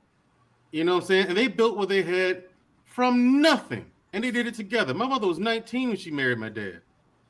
You know what I'm saying? And my sister and I watched them come up together, And my thing is they both work. They both got college degrees. And how old was your dad? He was 20-something. So sometimes that's the difference too. That's why it's better that men get women who are younger to it, because they can be molded a lot different than a woman. Oh, see, my mother grew up with all brothers. My mother grew up with all. Much of a difference. How much older your dad is, Mandrell, than your mother? 4 or 5 years, 4 or 5 years, 3 years, something like 4 or 5 years, something like that. So it wasn't a big difference. But a 19-year-old is easier to mold than a 29-year-old. Well, here's the thing with that, Lucky. My mother was the youngest child and the only girl. She had nothing but brothers, and spoiled rotten. So, you know what I'm saying? So, but my point is, we watched them build what they had together. But when my dad said something, his word was the final word. His word was law. Period. No matter how much. Wait. And as much, if you knew my mama Lucky, my mother got a mouth on her, a super fly ass mouth. Would you say she was submissive? And she takes it from what? Wait a minute, I damn near fell out my chair. What I say, she's submissive to my father. She was, yes, absolutely. What he said when he said, "All right, that's enough," that was enough. Yeah. Even she shut up. She was like, "Let me tell you one more thing. That's enough." Yeah, it wasn't none of that. None of that. None of that. Wasn't none of that. Everybody else got her brothers now. Yeah, she'll butt heads with them. You know what I'm saying? But then, like all of my uncles respected my dad. I think that's one of the reasons why, because he was able to ring her in. Right. You know what I'm saying? I mean, but I'm just saying, just because you either both don't have anything, or the woman makes more money than the man, or whatever the case may be, that should not stop you from being submissive. Now I do agree that a woman should be submissive to a certain type of man. Femininity is non-negotiable. There's no conditional femininity. Right. Submission, absolutely. I taught my sister that.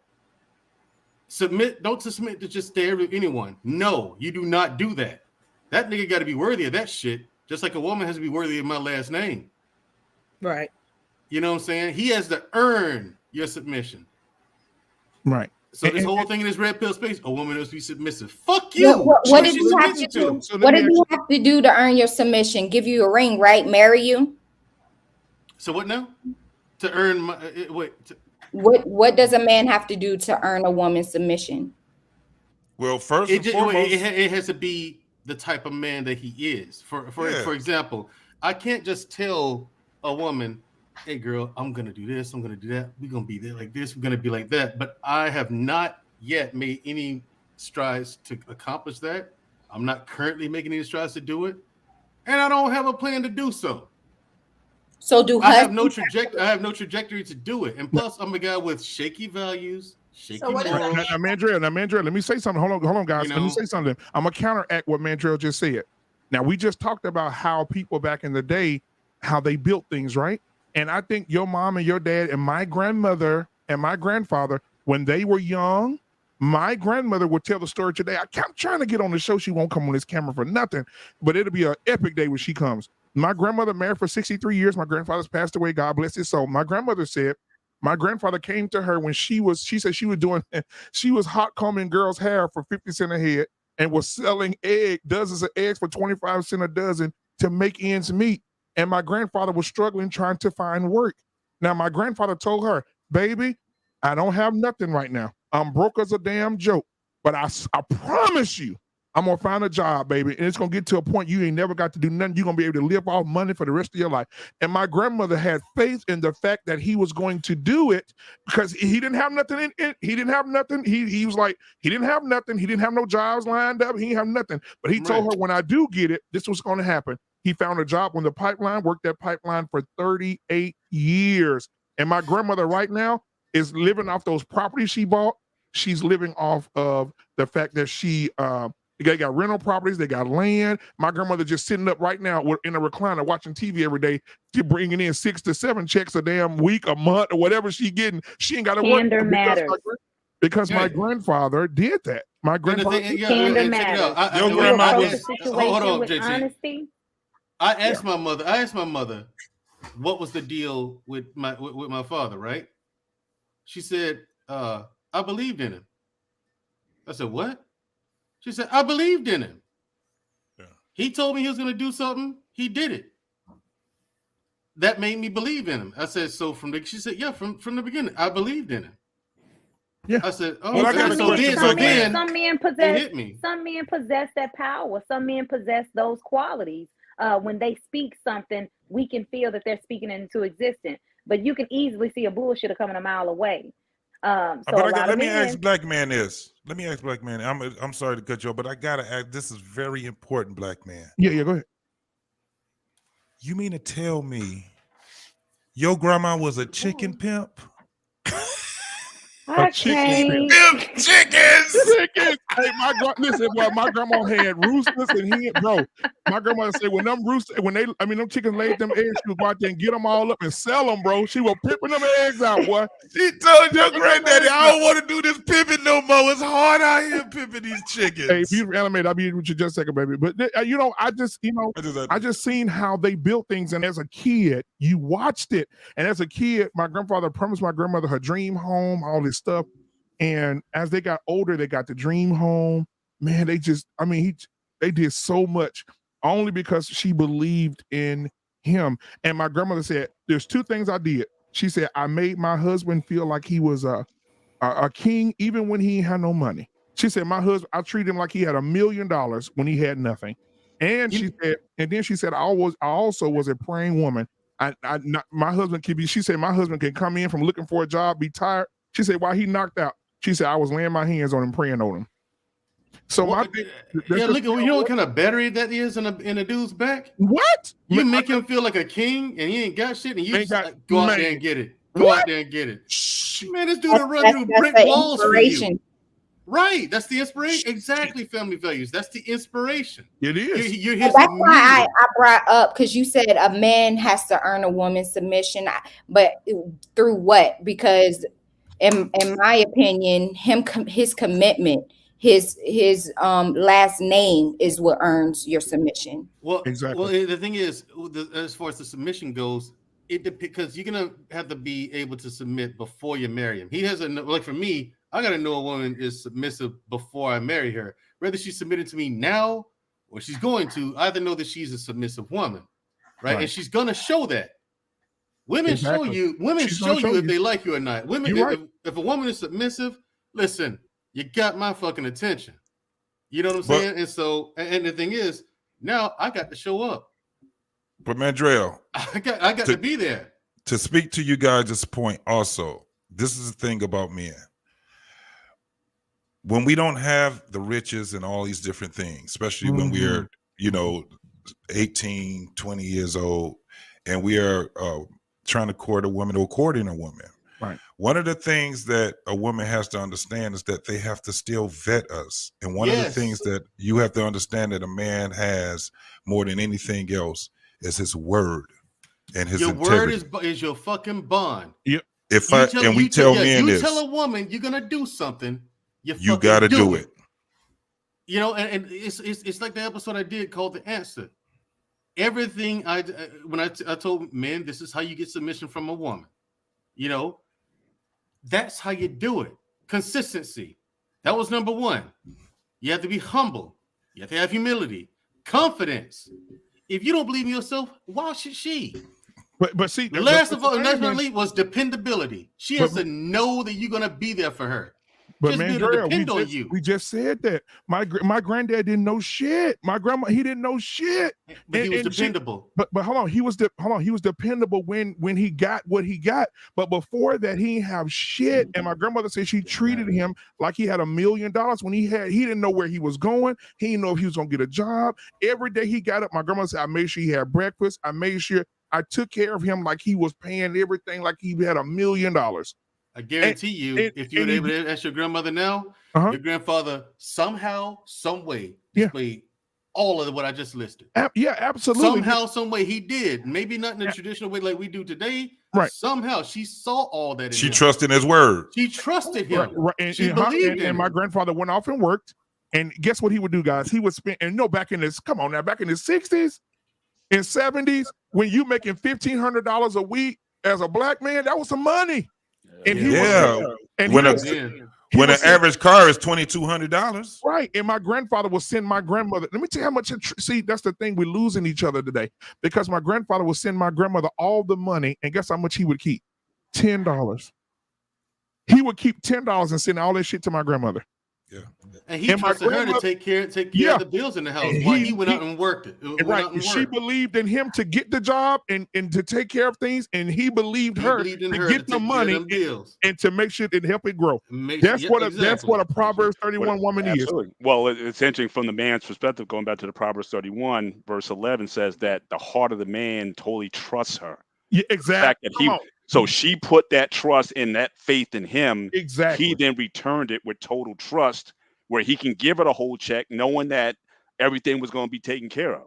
So you see how that works together. So exactly. Right. And the thing is, for a guy like me who's looking for that, a woman I can put total trust in. I know that's right. Yeah, but the thing is, that's easily broken. You know what I'm saying? You can't fuck up. It's fragile. That's why it's so rare, because it's so easily broken. I'm coming for you, Shoo. I know you're going to say something, and I'm coming for you. I know we, at the same time, we still got to recognize we're still in a fallen world. So we sometimes we can put the trust in the wrong people. People it's not a guarantee that the people who we trust in are necessarily going to come through for us. So we have to recognize that as well. That that's understandable. Hold that thought real quick. What the hell was that? I don't know what that was. That was me. I dropped something. Oh, okay. You're right. Hey, no captivity with Freezy, man. No captivity. Hey, y'all, I told him I was going to do this. I want to kick a shout out to him. He's still, mourning the loss of his mom, but also today, because I talked to him today, we always call each other.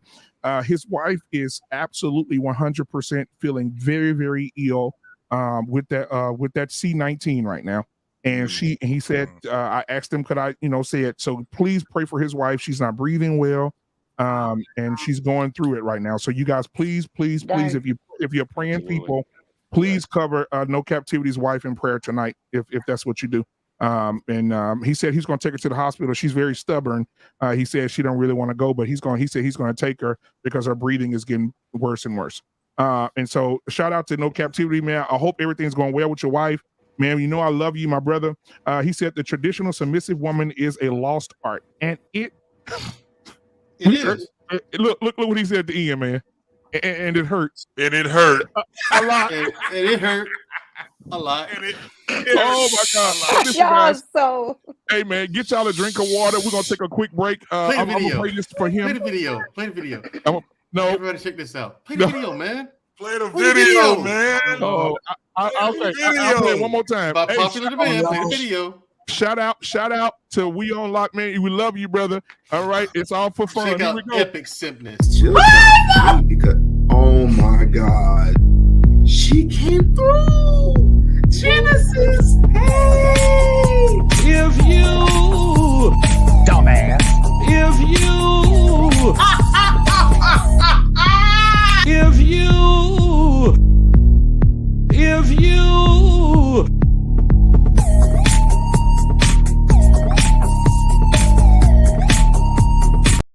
Hey guys.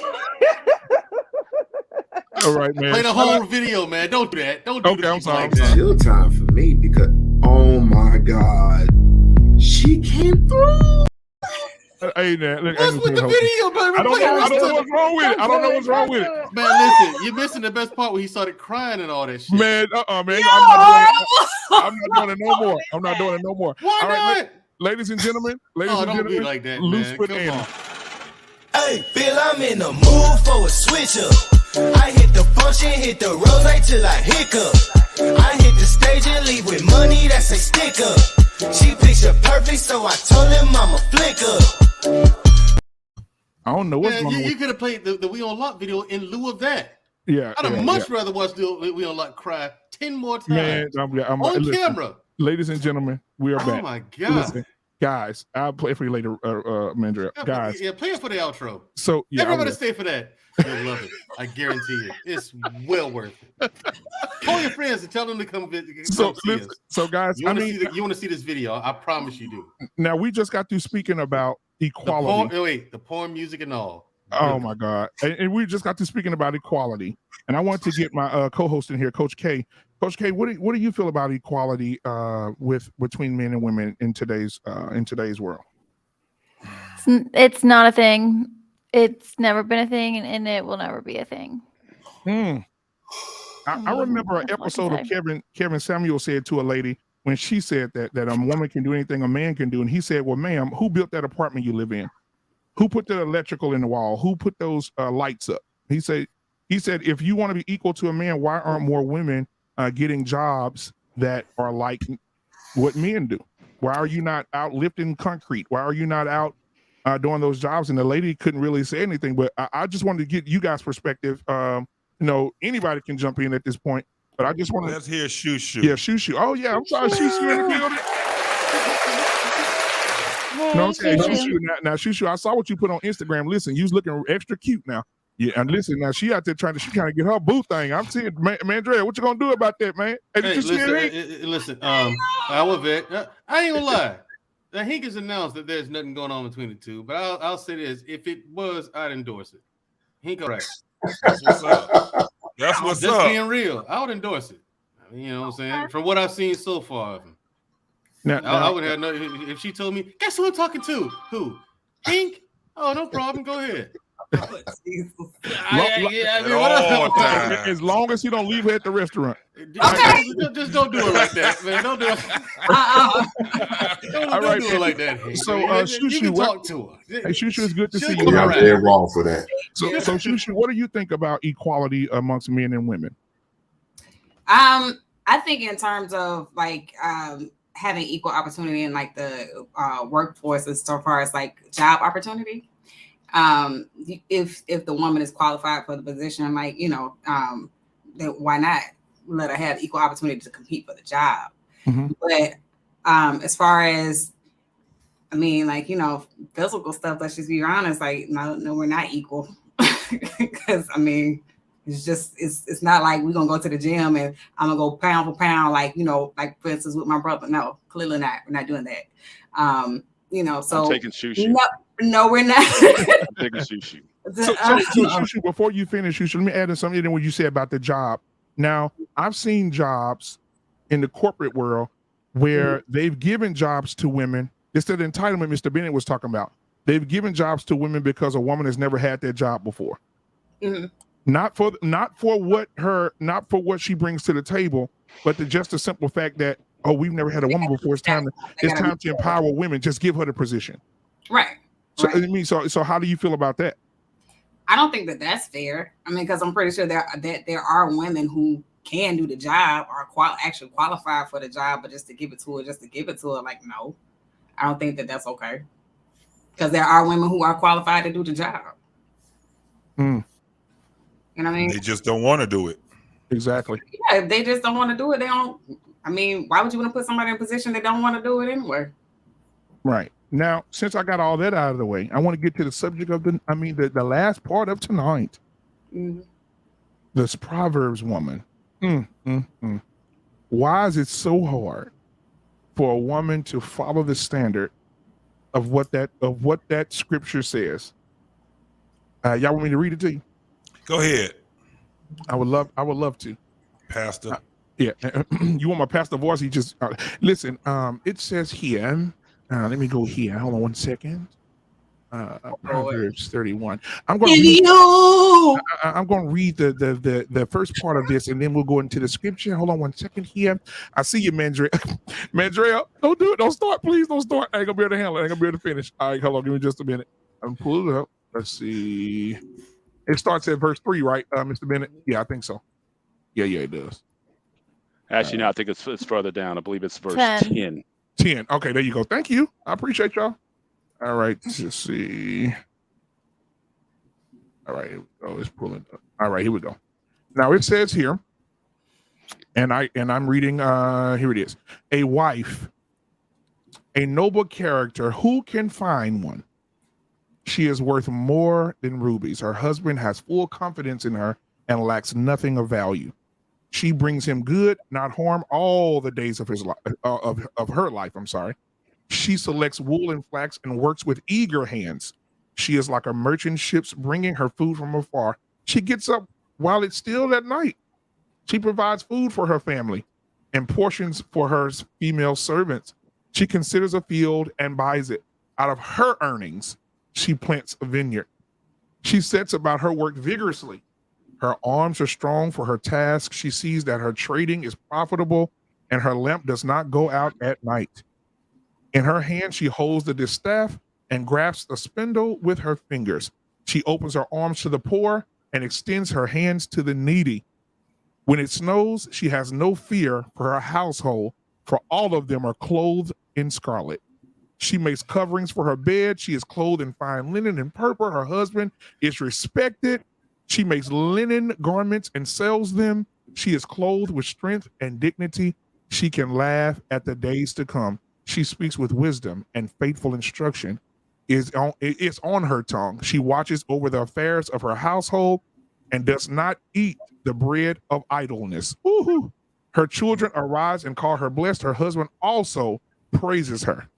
Many women do noble things, but you surpass them all. Charm is deceptive and beauty is fleeting, but a woman who fears the Lord is to be praised. Honor her for all that her hands have done, and let her works bring her praise at the gate. Oh, okay. Who want to go first?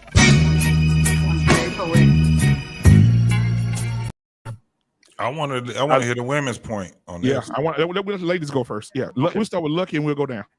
Luck, what's up? I mean, that sounds nice, but I just would say overall, I agree. But I just want to ask, in today's society, how many men are putting God first in their life before they make any decisions, before they find a woman? So a woman could be Proverbs 34 all day, but if the person she's getting behind doesn't keep God first in his life and the head of their marriage, which I believe this is why most marriages are failing, because they're not keeping God head first in their marriage, then how can she really be in order if he's not keeping God first? And I think we can all be honest and say most men don't think with God first or the fear of God, but they want a fear of God type of woman. So well, to respond to you, if you read 1 Peter 3, it says that a woman can win over her man, even if he's not following scripture, even if he's not even adhering to the gospel, through her submission, through the way that she acts towards him. So giving him what he doesn't even deserve is how you win that man over. Right. I wasn't talking about winning. I'm talking about the order. So yeah, we can say you can do these things, but at the end of the day, if we understand that we're talking about the overall goal is marriage, then we understand you keep God first. He follows God, she follows him, and the God in him. That's just the order. So yeah, we can say, oh yeah, I can get him on the board with God. And then if you can't in today's society, how likely is a woman going to find a man that's willing to just, even if she bring up God, because we're having the same conversations with men that say you should be fucking me on the first date. So God is nowhere in there. Also, that's why you should definitely choose right. Don't choose someone unequally. Exactly, but we say that all the time as if a woman, if she reserves not having sex, if she operates in some sort of modesty, as if you can reserve that all day. That's why you have a lot of men and women who stay single for so long trying to uphold those same standards, because on average, by and large, we are a society of people that do not follow Christ. Right. So if we're saying that, yeah, you could follow Christ all day long, it's up to you. Pick right. She's going to be sitting at how many days trying to find a man that really follows with the fear of God. So it sounds nice in conversation, but when you're applying that to your life, you're going to really have to really be diligent in your walk and trust that God is going to really place something in your life based on what you're pulling out, what you're attracting. So that yeah, I agree that sounds good, but it's very important that a man does follow Christ. I wouldn't just recommend or try to say, yeah, in this scripture, it says this. Yeah, it says this. So it really shouldn't be on the first of your mind that a man doesn't follow God. As long as you do it, you can get him to do what? You know, that's not the way you should be trying to say the message. Okay, yeah, Mandrell, we can be together, but Mandrell, did you read your Bible today? Did you follow that's not I'm not going to stay on top of him like I'm his pastor. What about helping him with his devotion to Christ? And let's say we're looking at his actions, and for the most part, they're good. He's a good man, but why not? Like, we can't just expect him to be 100% right out the gate when we're deciding to marry him? Like, why can't we help him too? That's 100%. Actually, I think you can. Because they expect I'm saying him for to be in this all like these type context. of things. I Why don't is mind it a bad thing to expect him to just have a relationship with Christ? Why should that also be on the woman? I think sometime in these conversations we get so hell bent. I agree with that. Trying to put all these things as what about her mental health? What about when she needs him to pour into her? I'm just supposed to be For this sure. person, all of these things. And if I just require a little bit of something that shows you have a direction or this is your foundation, that means that, oh, you're expecting him to be 100%. Nobody's 100%. Yes, I'm your helpmate. I'm supposed to help. I'm supposed to be there for you. Yes. But I'm not supposed to just give you a vision. I'm not supposed to give you a mission. I'm not supposed to give you nothing. You're supposed to come into it with something that I can add to. I think most men today are not even in these conversations. They don't have God the head of these conversations when they're giving their opinion. Right. And just to add some context to that 1 Peter 3 verse, we're talking about a woman who's already married, Right. who becomes That's a what believer afterwards. It's not that you're Right. selecting an unsaved or non-Christian man and you trying to, do this conversion dating or what have Right, you. right. That's not That's what what we're I talking about. misunderstood. I thought she meant when you are in a marriage, but you're saying that's why I ended up saying, oh, okay, well then, yeah, definitely choose a man of God. Well, let me Yeah, ask and a question. Proverbs 31 is a wife, so I don't know why Yeah, shouldn't we that's just be talking about, Yeah. the concept of marriage within a marriage and being a wife, like what that looks like? I guess I'm understanding she's supposed to be a wife when she's dating. Ooh. And I would like to also add this point for those who are not of faith. Let's just talk about the characteristics in itself. That's what I was going to say. Right. But remove the scripture and just look at the characteristics that they're talking about. A woman who works, woman who takes care of her household, a woman who brings good instead of evil, somebody that takes care of business. It's the characteristics that are in this text that a woman should exhibit. And I agree with Lucky with the fact that, a woman is not supposed to give a man his vision, his purpose. He's supposed to have those things figured out, just like your grandfather, Black Man. He came to your grandmother and said, look, I'm going to make some stuff shake. Rock with me real quick. Right. Watch me make it happen. And you won't be pimping no more chickens. Now, and look, and guess what? After the expectation, like in today's, I'm talking about today, the expectation is the man got to have it together, right? I also feel like it goes on the other side as well. But I do feel, I do think that in relationships, a vision is not as accepted as it used to be. And I think that if a man comes to a woman in these days and say, "Hey, baby, listen, I know right now, I'm finishing school. I'm going to be making good money right now. I know I'm making $35,000 a year. Hey, listen, but baby, I need you to stick with me. And when I get past this, we're going to make it. I'm telling you, we're going to make it."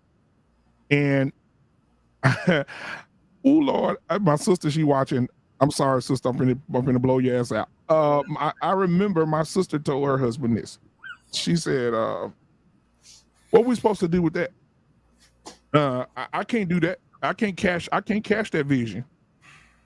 Right. And she, she said, I can't cash that vision. And then he said, well, this is what God gave me. He said, I sit down and I speak with God and God guides me the way I should go. And this is the vision he gave. She said, God didn't give you that because you're supposed to be taking care of me regardless if you in school, out of school, you need to make it happen. 5 years later, he's divorced. They're divorced. He's married to a whole nother woman right now. After that, but a lot of women will say that. A lot of women will say, I can't follow that vision. You need to have the money now. You know why, it's my Black money. Man? We have a lot of JG Wentworth. We have a lot of JG Wentworth women. It's my money, and I want it. I was just about to say that. Do you know why we have a lot of these problems, though? Mm-hmm. Let me tell you, it's because women and men are subscribing to this whole concept of ambition. You got to have high ambition. Right. First and foremost, when you got somebody with high ambition that's not checked by integrity, they are a horrible person. Right. Ambition means that they would do. Listen to me now. Listen. When they have too much ambition, they end up Look at the people that runs the world. These are people with high ambition. And they're But fucking no What do awesome. we call them? No character. What do we call them? Devils. Why do you When call it's us devils? unchecked. No, because you got integrity. Exactly. It's checked by integrity. I was going to say politicians, Mandrell, but I know you're not a politician. So Hell no. So People want this me is to the be. right, because we have too many people subscribing I'd vote for you. to high ambition. Well, let me say this, JT. I think when the whole people subscribing to high ambition and stuff like that is what caused people to take that whole, well, women in particular, to take the whole idea of how much a man got to make and he got to constantly do this out of context. Because let's not pretend like, and Mr. Bennett said it, that we don't condition women to know and to believe that a man, that's a part of his job. He's supposed to provide for you. That's a part of a man's job. And part of it, like when you're selecting, you're supposed to, look at all of that. That is a factor you're supposed to look at. So when, and it's unfortunate, but when women do get in situations that they get married, they have this impression upon them in their mind that their man is supposed to take care of them at all times. But they don't. It's not a lot of them getting married. That's and the they've problem. been taught that. So and like I said, it is unfortunate. But like if a man does fall on hard times, you know what I mean, and her feelings do change for him, and they shouldn't. But it's part of it is because how we've been socially conditioned. So it's not all just, it's not all this whole ambition is what forced us to these extremes, pushing ourselves too far and expecting too much from our man. But but definitely we gotta own up to the fact that we have conditioned women to be this way. No, I will say this. And the numbers don't pan out because we all know what the salaries are. So you talk about 90% going for 10% of men. Right. Yeah. Right. Exactly. Right, And I man, will say this. Real quick. I'm gonna let you cook. I'm gonna say this to what Shushu said. Even when my grandfather was making that $1,500 a week and sending it to my grandmother, my grandmother went out and got her a job too. And she didn't have to work. She didn't have to. But she said, I can't sit. My grandmother said, I'm not going to sit in this house while my husband out working and I can be adding more to what he already sending me. Right. Yeah. And my grandmother's work ethic was amazing. She would get up in the morning and go to work, didn't have to, but she did it every day. And I used to look at my grandmother, and I'm gonna tell you where I messed up at. I'm getting to you, security boss. Let me tell you where I messed up at. I looked at my grandmother and I said, damn, when I become an adult, I'm gonna marry a woman just like that. And I got older and started dating. I started mentioning how much my grandmother meant to me. And I got married, and my wife told me, I'm not with her no more, y'all. My wife told me, you can go marry your grandmama. I'm not your grandmama. Hey, yo. I don't cook like her. I mean, because she, and she used to try, she used to try to cook my grandmother, my favorite dish from my grandmother. And I said, oh, this is pretty good. In my head, I'm like, this is bullshit. But it's pretty good. You make this corn? Oh, that's Jiffy? Oh, okay. That's why it didn't work. Emotional, damn it. But I will say, even with her, even with her, that's corn cake. We're no longer together. However, she used to look at, and I used to think, and when I was dating before I even got married, I used to think, damn, I want a woman just like my grandmother, and I just couldn't find her. I could not find her. I said, they don't make them like that no more. And my grandmother said, baby, listen, when we grew up, we were conditioned different. My grandmother, she said her mama taught her at the age of 10 how to take care of her 8 brothers and sisters. She knew how to, my grandmother said, at 10 years old, I can do more at 10 than most women today at 38 couldn't do. Amen. And she said, that's the difference. So she said, you're not going to find me. She said, I'm not trying to toot my own horn, baby. But you're not going to find me because at 10, I can do what these 38-year-olds can't do today. And so, I mean, you cooking for you. She was a pimp, dog. Man, my grandmother said she used to churn milk, make butter, go outside and I mean, she used to go out and it was just all the stuff she did was just amazing at 10, 11 years old. Can I ask a question though? Yeah. Well, first of all, first thing I want to say in regards to the scripture is really, I think we kind of skip over verse 10 a lot because it's asking almost like a rhetorical question. Yeah, right? he said, "Who?" Yeah, you go. So Hey, it's not. So we Yeah. making it sound like all of these virtuous women were in so much abundance back then when they were rare then. If he says they were more precious than rubies 4,000 years ago, how much Who less got a so that ruby they on are right now? now? So it's Listen, not like hold on, they were just falling off of trees. All these women who cooked and cleaned. So even then, a Yeah. good woman was hard to find then. Yeah. Because it's the same guy said it is better to be in a corner roof of a home than to be in a home with a contemporary with a crazy ass wife. That's what it said. So it's not like, so let's not act like all these women were just in droves or whatever. They were rare then, they're rare now. Yeah, But the Mr. question I Bennett- want to ask in reference ahead. to what you were saying about your grandmother is, and even with the virtuous woman, I remember like with my generation and maybe guys a little bit later who saw their women do what your grandmother and what my mother and her grandmother did. A lot of men growing up, we had this mindset that said this, that I saw my mom do that, but you're not going to do that. I saw my mom mopping the floor. You're not going to mop the floor. I saw my grandmother's wrought hands, but you're not going to have those hands. So my question is, if a woman doesn't necessarily do those things, but let's say if you're the type of guy who can afford to have someone else do it, does that make the woman or the wife any less because she may have maids to clean the house and she may have chefs to clean the kitchen or whatever? If she doesn't have to do that, but she puts her time into raising her kids or overseeing the business or doing something else, are these manual skills, are they still so much in demand that, that makes her less because she doesn't necessarily do those things? Because we seem to put a lot of premium on that in terms of being able to churn the butter from the milk and all that.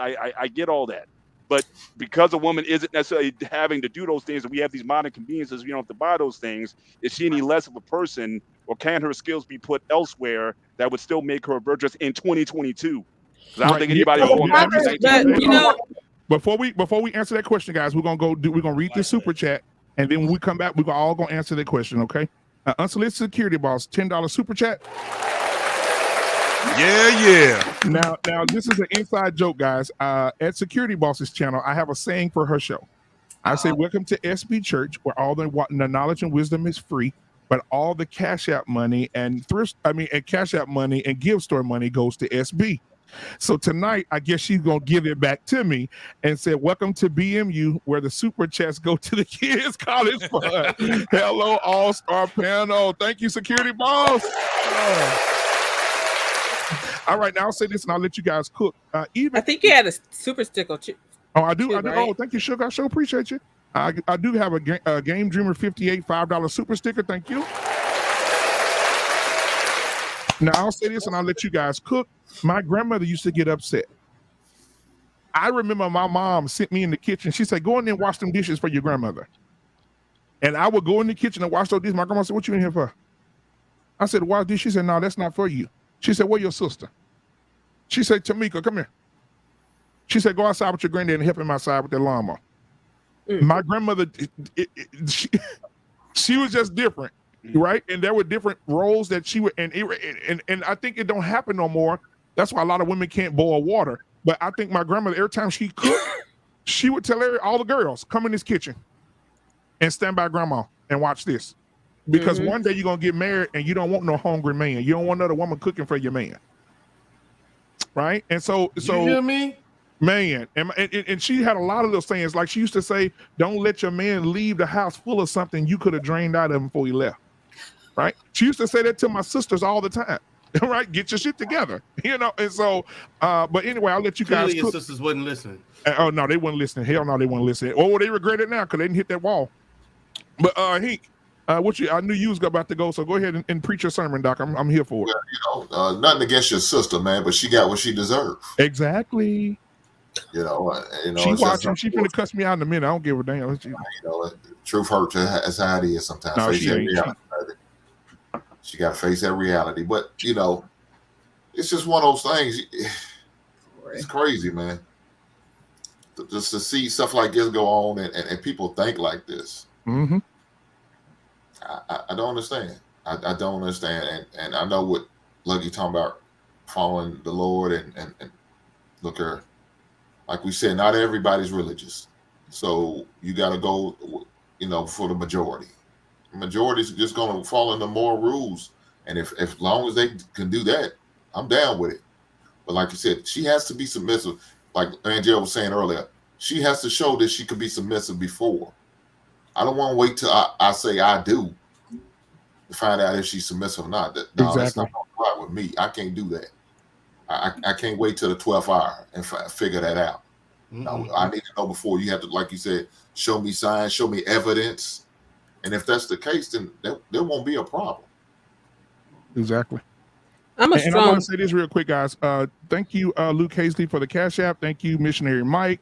Thank you, Ray L. Ray L said this $20 super chat is for the beautiful, classy women that didn't cause any disruption in your show tonight. They all listened. This is the super chat for them. Damn. I appreciate you, brother. All right. Let's see. And ladies, was it difficult having a reasonable and cordial conversation? Was that hard? No. It's never hard. No. It wasn't hard for me either. So family values, go ahead, sweetheart. You're trouble. Yeah, I wanted to just answer what Mr. Bennett asked before we moved on to the super chat. Absolutely. Yeah, that's what we want to get back into. Go ahead. I don't think it actually, if you look at Proverbs 31, she had servants. Yep. What she did was delegate. And so I don't think that makes a woman any less because she may have maids or servants or somebody that she delegates the housework.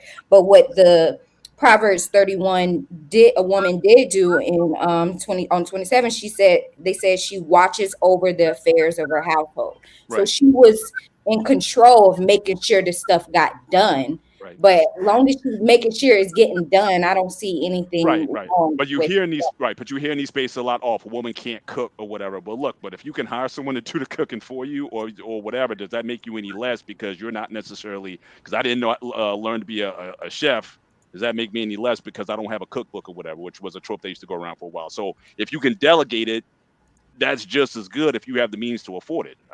That's the question I'm asking. Well, I mean, at the end of the day, I think you should be able to do it in case something were to happen, so you can teach your daughters to do the same.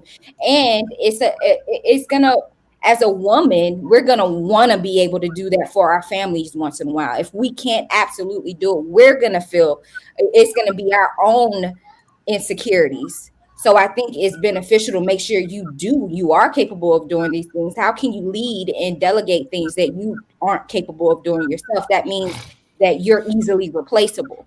Right. Well, that's why I said, I remember, like I said, a lot of guys in my generation or a little bit before mine, we came up with that my wife is never going to have to, because my mom, she'd be the one who she'd take the stove out and clean under the stove. The house would smell like Clorox. The wall bleach. behind the stove, on the side of the stove. You got that Clorox bleach smell when you came. Yep. That was my mom. And so for a lot of guys, we were like, I'll never have my wife doing that. Even though they might have valued it, but they might have thought, or they saw their moms or whatever doing it for other people because their moms were maids or something like that. I said, I'll never have my wife working with her hand to her hands are raw. They didn't want them doing that. So I said, look, I'm going to make enough money so you'll just be able to take care of the kids and whatnot and be there for me and whatnot. But all those manual chores, we're going to get maids, so you work for maids. Now we're going to have maids. So I think that was a mindset that a lot of us had in the 70s and 80s and up once we started, making money like that. So I'm saying, I think to my earlier point, I think we changed some of the standards or the requirements that we had, that we weren't necessarily looking for women who could do all those things or whatever. We just wanted them just to be available to us. But we didn't want them in our minds. We didn't want them being maids, at least the way we envisioned that growing up. Okay. Well, I get what you're saying, but that is unwise because if things were to happen and we got to fire our servants, what we going to do now? So I think it's unwise that men would want that out of a woman. But at the end of the day, if he values her, then that's all that really matters. Right. Those kind of people who can't afford to do that stuff, So what are you supposed to do? I'm just saying that, but that was they said that was a mindset. And again, we got brothers old enough on this panel. We saw that. So we were like, yeah, we ain't never gonna have to do this. And you know, or even if it was your mother, so I'm gonna make enough money. I mean, you see all these athletes, these guys that get drafted first round. My mom ain't never gonna have to watch another thing. I'm gonna buy a house. I'm gonna do this, that, and the third. She ain't never have to do anything again. So that's just something that, for a lot of us, that's just something that we had because we saw how hard our moms and our grandmothers worked. And then, so we just had that. Maybe a deep clean would be like nice, but she keeps up with everything else. You know, I don't know, whatever. There's a difference between not knowing how to do something and knowing how to do something and being able to pay someone else to do it. You know what I'm saying? You should always know how to do stuff, how to cook, how to clean and stuff like that. I think everybody should know how to do that stuff. You know what I'm saying? Kind of like a businessman almost. I'm like in a job, you know? Like in a job, like if his employee isn't there or something, like, and he can't do it, you know what I mean? That type of. Oh no, I've worked. But see, that's one of my old jobs. Where most people can't. Most people in management don't know technically how to do something. Right. But see, that's why I appreciate. Take the back check, Coach K. I appreciate those who can take the space. Like I had a supervisor, right, and we had so many people call in, so extra stuff that he could do, he brought into his office and he would work on it. Like I respect those type of people who, even though they're ranked above, they don't mind doing the job that you're doing to help out, to get the job done, because what's important is getting the job done. And I agree. Yeah. It's nice to have, but in my experience, I have more respect for those people. Upper management, they don't know nothing technical or whatever, but they don't know how to who know how to do stuff. Right. No, I know. The managers, upper management, they're hard to delegate certain tasks, but they don't know how to accomplish the tasks themselves. Correct. You know what I mean? They're coordinators. And that's what as far as relationships and stuff like that, I'm a strong believer in how you want your marriage is how you should have your relationship. There should not be any surprises after the marriage. You know what I'm saying? Y'all hear that? You hear what she's saying? But you know where I find you know where I find that's true. That kitty cat. You know what I find the problem is though, where the disconnect is that we're not taking things in steps. There's not a process that's here. You have a group of people that talks about marriage, and then you have a group of people talking about dating. We're not looking at the full process. And one of the things that when we are on these platforms, one of the things that's getting missed in translation is the process itself. One of the things that we have to also keep in mind that part of the process is courting and dating, picking a mate, vetting a person. And we are losing this because we have two different types of groups. We got groups that's talking about marriage, and then we have groups that's talking about dating. This is where we have the problem. The dating group, right? Nobody has an ideal of what purpose they have in dating. This is what I mean. Yeah. Most men do not value marriage anymore, right? You got all these men, got these talking points of being high value, but they don't even understand that you also have to be a person with high integrity. Right. You have people that are sitting back and they're using they're using this dating thing as just recreation. It should be something of building community. And the community is built through family. Your family has to be built through the mindset of a woman and a man both together. We're not doing it. You got men think this way, women think this way. One generation think this way, the other generation thinks this way. So what we have to do is go into the process of vetting one another. If you are with a person and you're spending time with them and that person does not, for instance, women, if you got a man that you can't respect, if you have a man that you can't even look for as a leader, you should never, ever open your legs to that man, period. Facts. You should, I don't care what it is, because everything is built off of fear right now. Nothing is built off of purpose. This is the thing. The fear of being and I'm gonna quit alone. saying the word purpose now because it's gonna go into the air, and now they're gonna use that just like they use toxic and all these other words. So let me step back from that. I'm gonna yield the floor. Take them nuggets, ladies. Yeah, All I'm right. telling you. Hey, Do I'm anyone with want that. to hit up that cash app? Not cash app, super chat. Yeah, I'm about to read it out. Thank you, Dre Blanco, for the $20. I can cook very well, so it was never a requirement for the women I dated and the one I married. But cleaning was a must for any woman I dealt with. So thank you, Dre. I know. I used to work. Hey, Bill, I'm in the mood for a switch up. I hit the function, hit the rose till I hiccup. I hit the stage and leave with money that's a stick up. She picture perfect, so I told him I'm a flick up.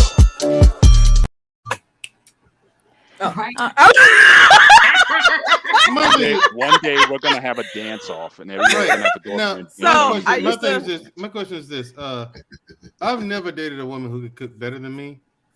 In fact, when it comes to my cooking, they were always like, "You cook."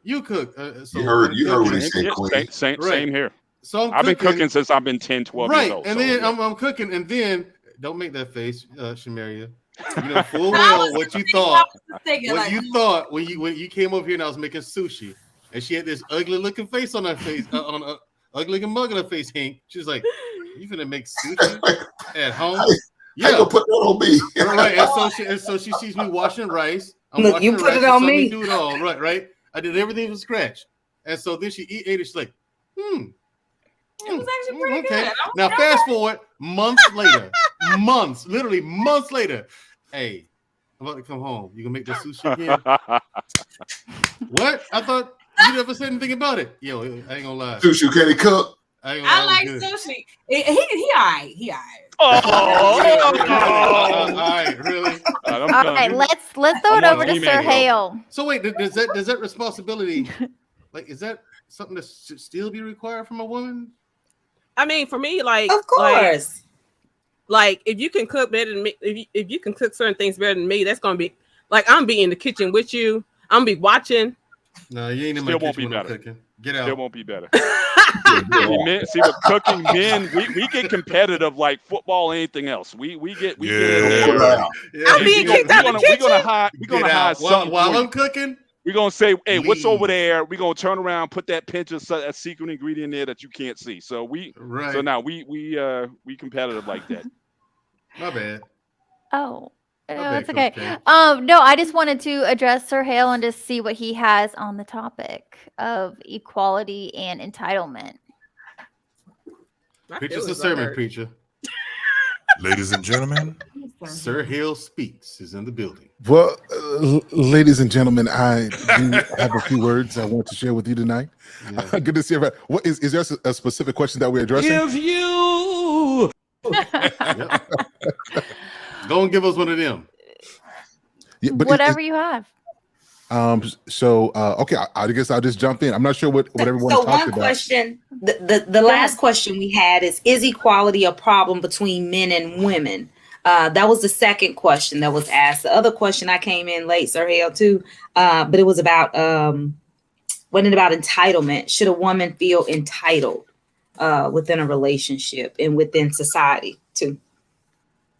So when we say equality, let's define that. What do we mean by equality? Oh, for fuck's sake. We said in the terms of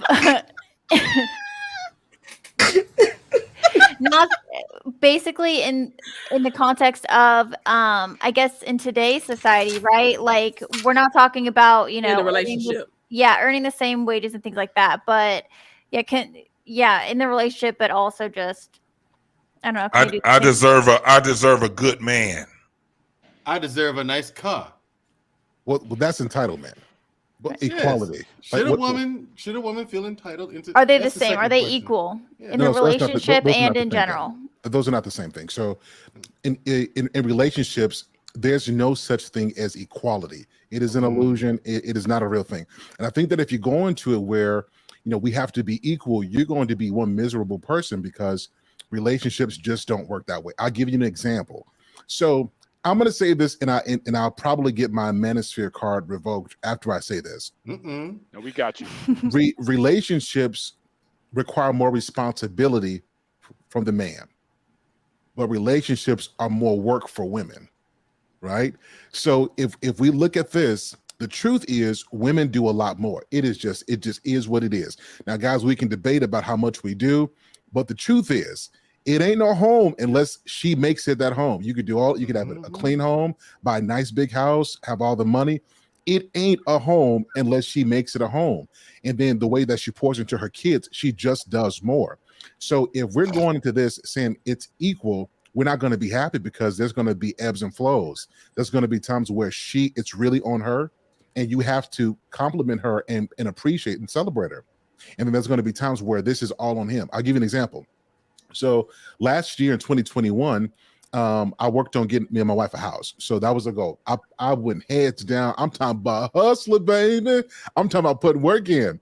So while I was working like I did, all she did was support. She had my back. But when it came to making sure the kids was registered for school, that their shots were up to date, that all the paperwork was filled out, she took care of all that. See, we were not equal in what we did. We divvied it up, and she was like 90% one thing, and I was like 90% the other thing.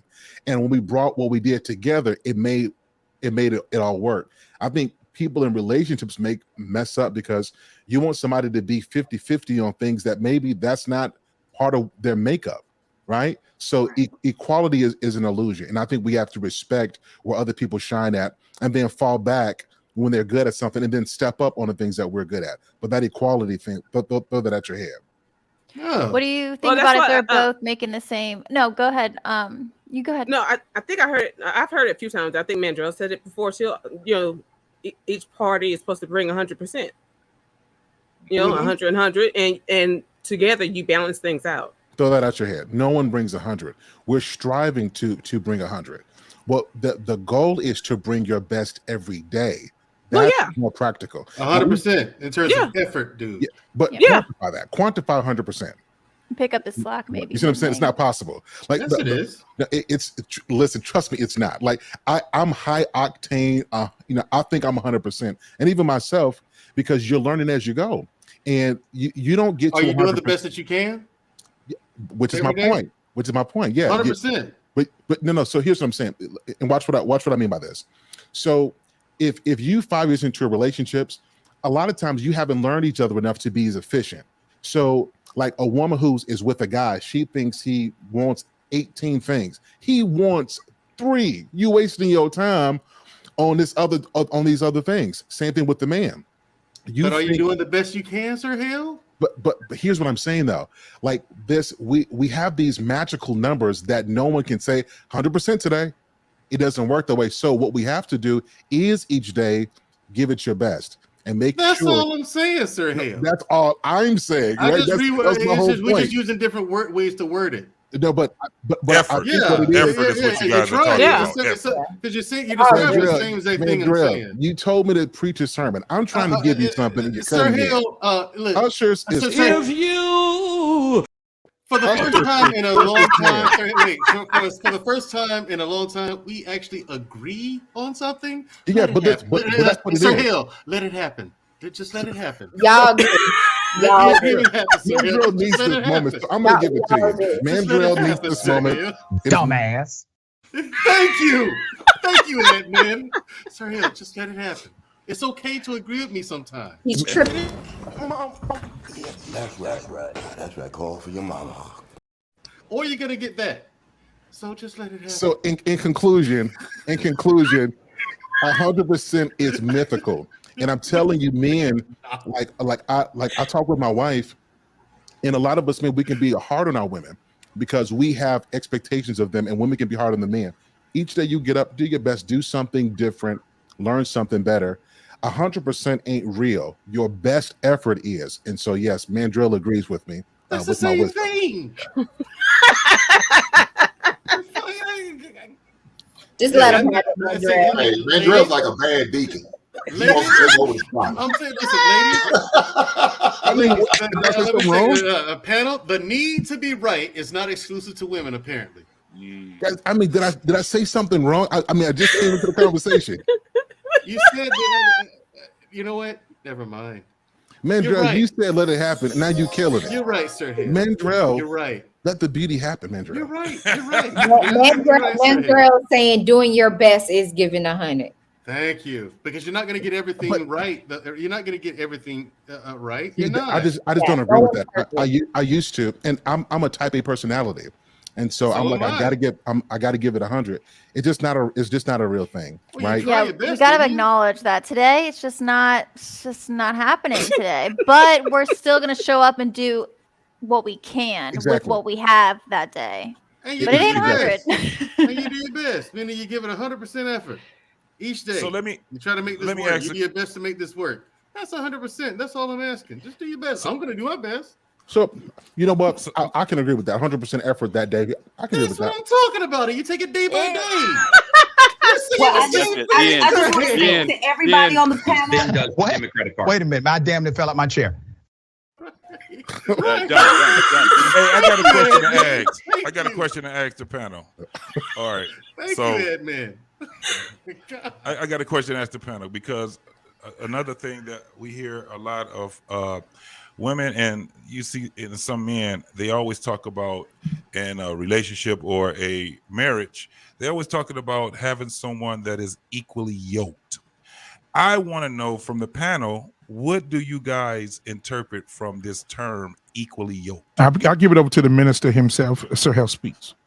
Yeah, so this yoke was literally what they were using when they were tilling ground. The yoke wasn't a mystical thing. It was really, if the yoke was uneven, you couldn't plow the ground. So it was a literal term. They used a real example in that culture. Equally yoked just simply mean that when we're walking together, that struggle, we're not struggling to be together. We're working to move into the same direction. Yeah. And so it doesn't mean you got to make $80,000 and I make $80,000. That's not what equally yoked means. You could be earning $20,000 and I'm earning 120. If you are submitted to the direction and we know how to work it that way, and we're on the same frequency, then we're yoked up in that way. Mm-hmm. Absolutely. And again, guys, you know, this was a great conversation, man. I just want to say before we get final thoughts is that I appreciate the ladies, of course. You guys have really showed up and showed out tonight. I really appreciate you. I appreciate Lucky for coming in. I appreciate Shushu for getting in here. I appreciate Beautifully Animated for coming in tonight. Queen Smiley, Family Values.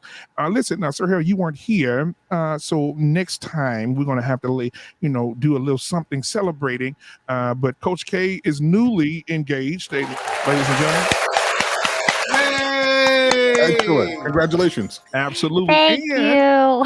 And in October, we're going to have another bundle of possibility coming from Family Values in the building tonight. Now that's a lot of good stuff. There's a lot of other good stuff on this panel, but it ain't for me to say. So, but anyway, God is good. So I do want to say I appreciate the ladies for coming in, being classy, coming in and having a great conversation, being able to listen. And Beautifully Animated, I really want to give you your flowers tonight because you spoke, you were very transparent about the mental illness, the mental health of people, what you're dealing with in the mental sector as well. You were here to listen to us. When you came in, you was tough. You said, I'm an alpha female. And after we spoke to her about being an alpha female, she been delivered. My God. But I never said, I've never said that I wasn't submissive. You know what I'm saying? Like, that's part of me. An alpha female and be you can leave that out. Yes, you can. No, you can't. To alpha male? There's no such thing as an alpha female. There's a book I will share in the chat. Oh yeah, share in the chat. Okay. I'd love to check this out. Absolutely. But anyway, thank you, ladies, for coming in tonight and being so gracious and eloquent. I appreciate you all, and congratulations out to Family Values and Coach K for what they have going on in their lives. And again, I appreciate you. I appreciate my boy Sir Hill Speaks for dropping in on your boy tonight. I appreciate you, man. I know Mandrell gonna have something smart to say. Go ahead. Yeah, all the 10 minutes. God damn, Sir Hill. You get big and just see what happens when people get big, y'all. But you know what it is. They got no time for us little people down here anymore. Mandrell. But no. You goddamn right. You know what it is, You Mandrell? deserve that. You know what it is, Mandrell? Sir Hill It is that I'm a member of the channel. No, you're not a member of the channel anymore. What about you, You left Mandrell? us. You've What abandoned about you, us. Mandrell? Huh? What about you, Mandrell? What about me? What about me? I'm a member. No, you don't want me to be on your show anymore. You're too big. How And about that's Black fine. Man Unfiltered? I get it. You don't want me on your show anymore, Sir Hill. You put us down, me and Black Man Unfiltered. That's messed All up, right. man. So I was gonna play the video for Mandrell, but I'm not gonna do it. Once you get the rope, you fit to do what? But Black Man, you got an after chat. but I'm not gonna I do got it. some words for Mandrell. You got is it after show after this? Yeah. I'm gonna wait till this after show. Okay. So I want to get final thoughts. First, we're gonna bring up. Let's see here. Family values. What's your final thoughts? And tell us how we can see you and appreciate the perspective that you have, ma'am. Go ahead. My final thoughts is we should, as women, strive to be the best that we can, especially with the Proverbs 31 as something to look back on, to emulate. On top of that, I do agree with a lot of what what's her name? Oh, Lucky, what she said about dating the right man or dealing with men that want a Proverbs 31, but they aren't those type of men, that man that sits at the gate. So I think it's one of those things where we both got to really men and women look at. But you can follow me at youtube.com/familyvaluestv. I discuss all things marriage and family. My goal is to help heal our families, the nuclear family, and uplift mothers being mothers, wives being wives, and husbands being husbands and fathers. So God bless you all, and thank you so much for having me on. Absolutely. Thank you so much for being here. Ladies and gentlemen, family values. All right, take care. Hey, y'all go in and get y'all a nap. Y'all, you and the baby. Go get y'all a nap. We'll see you next Tuesday, sweetheart. Thank you for being here. I appreciate you. All right. Next up, we got none other than the Law and Order herself. Shoes in the building. Well, thank you.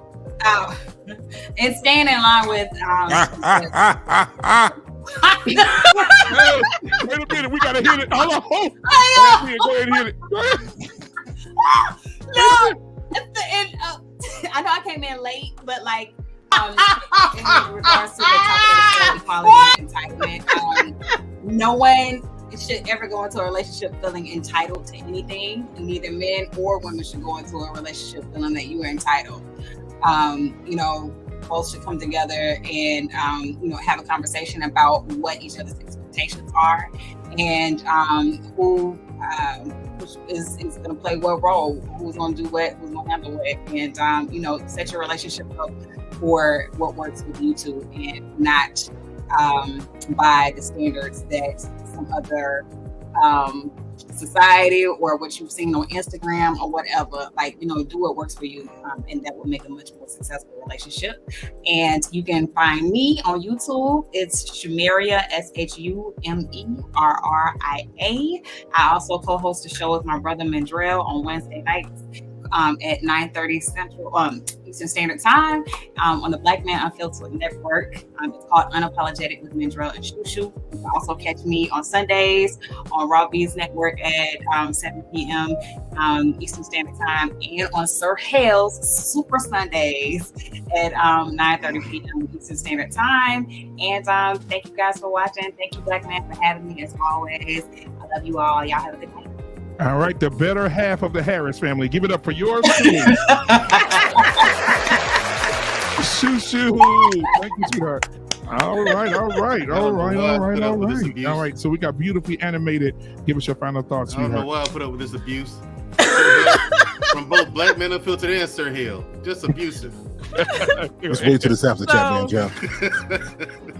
What I'm going to say is vetting is fundamental in your relationships and with finding a doctor.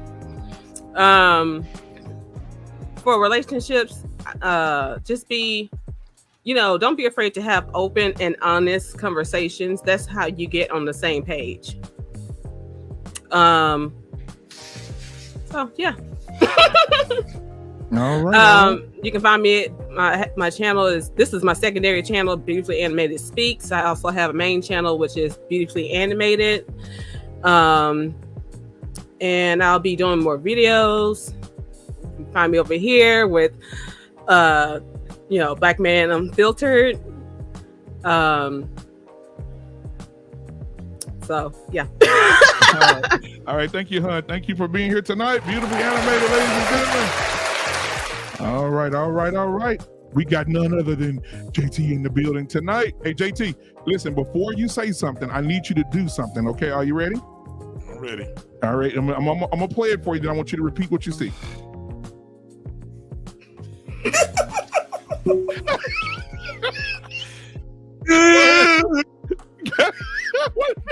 What is you? Okay, go ahead. If you. What's your final thought, fool? Oh my God, man. Go ahead, man. So fake. All right, man. Listen. Final thoughts. We got to get into the process. For all those that are not married, which is a lot, you have to get into the process of dating and vetting. Okay? You have to understand that a lot of the bad habits that you've gotten throughout of your life, you might have to get rid of that. You may have to get rid of those little bad habits, because we both, women and men, have really bad habits, and we're looking for a lot in someone with our entitlements.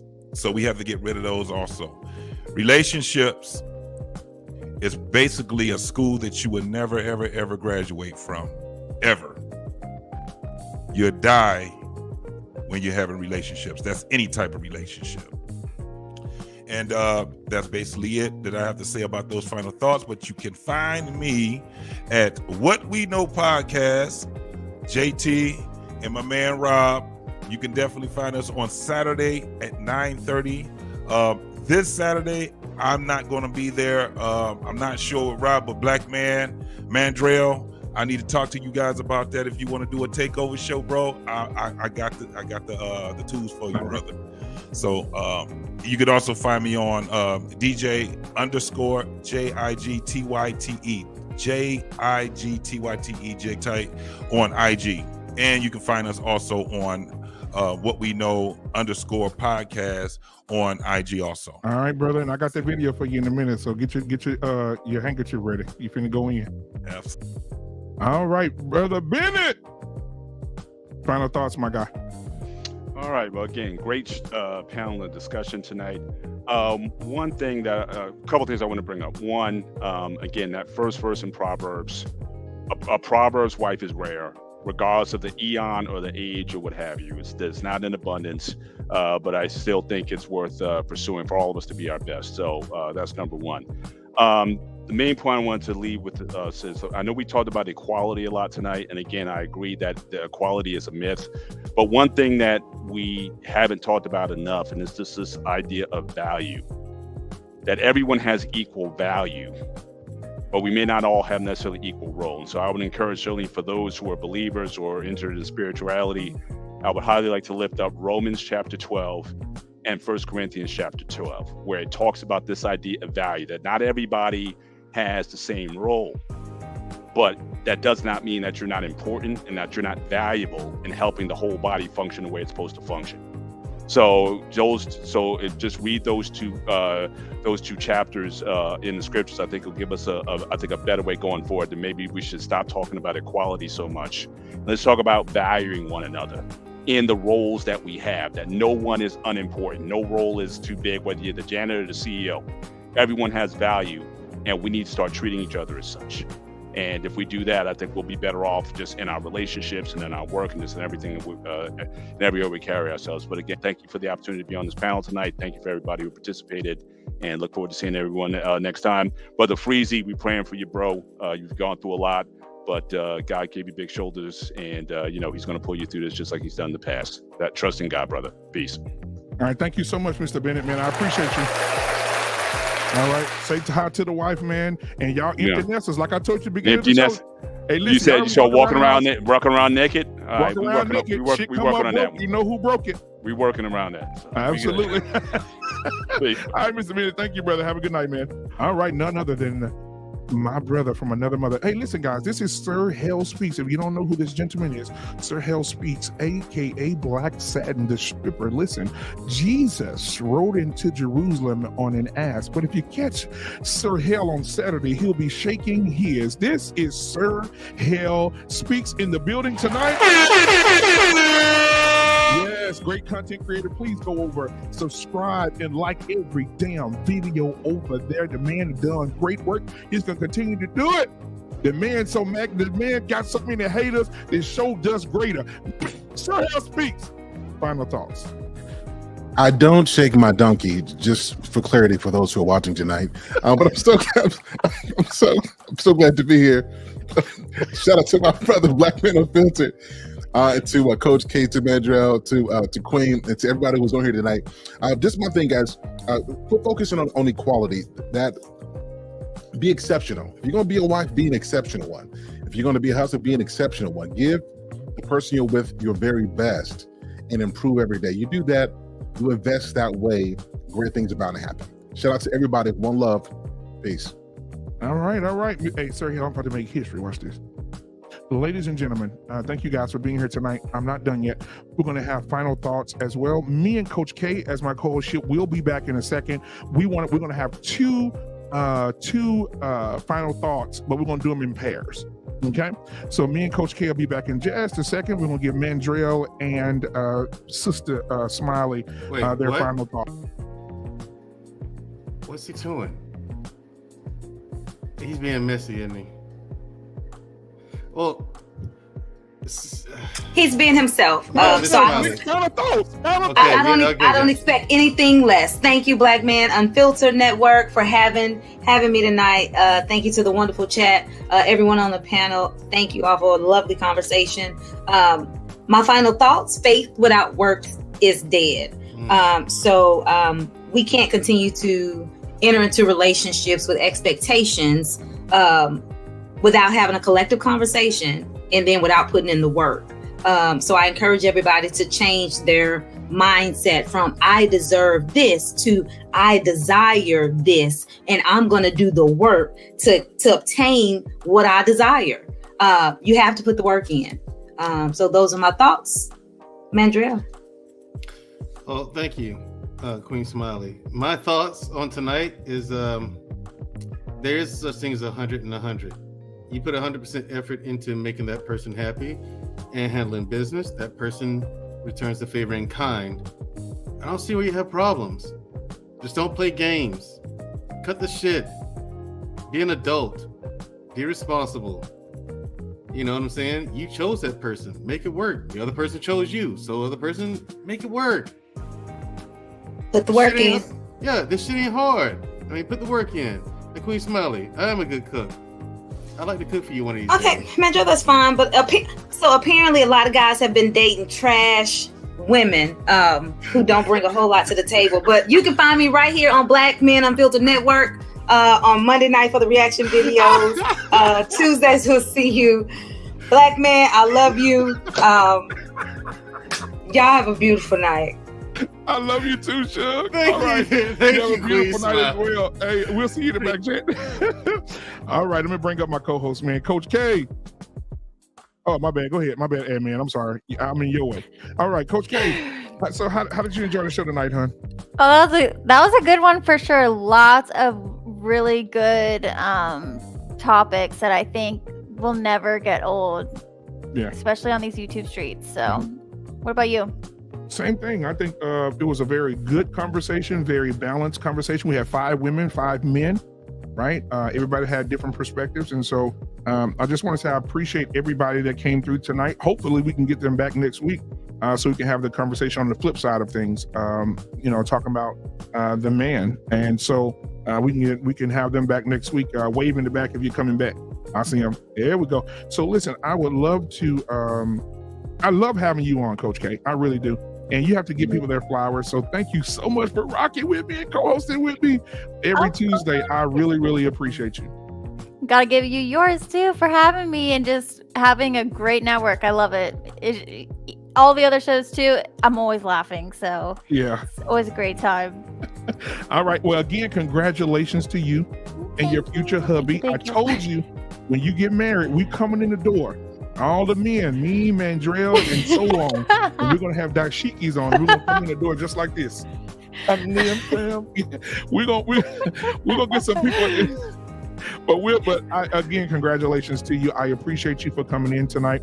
Guys, this admin, you can get ready because we're going to shut it down. Listen, before we go, we cannot leave without the Mandrell two-step. The Mandrell two-step is very important. Mandrell was the first person I signed to my record label. It's called Good Enough Records. And so we definitely want to play the Mandrell two-step. And then we're going to go to our outro, and then we'll be out until tomorrow. Now, tomorrow we have two shows. We have our sports show, the 1-in-1 sports show at 7 p.m. Central Standard Time. And then after that will be the star himself, Mandrell and Shushu, and Unapologetic with Mandrell and Shushu at 8:30 Central Standard Time. So stay tuned for that. Plenty of laughs, plenty of education over there. Mandrell is doing an excellent job, Shushu as well. So I want to thank Mandrell as well. All right. And that's it, guys. We're going to do the Mandrell two-step, and then we're going to be out of here. Admin, go ahead and give them some of that Mandrell two-step.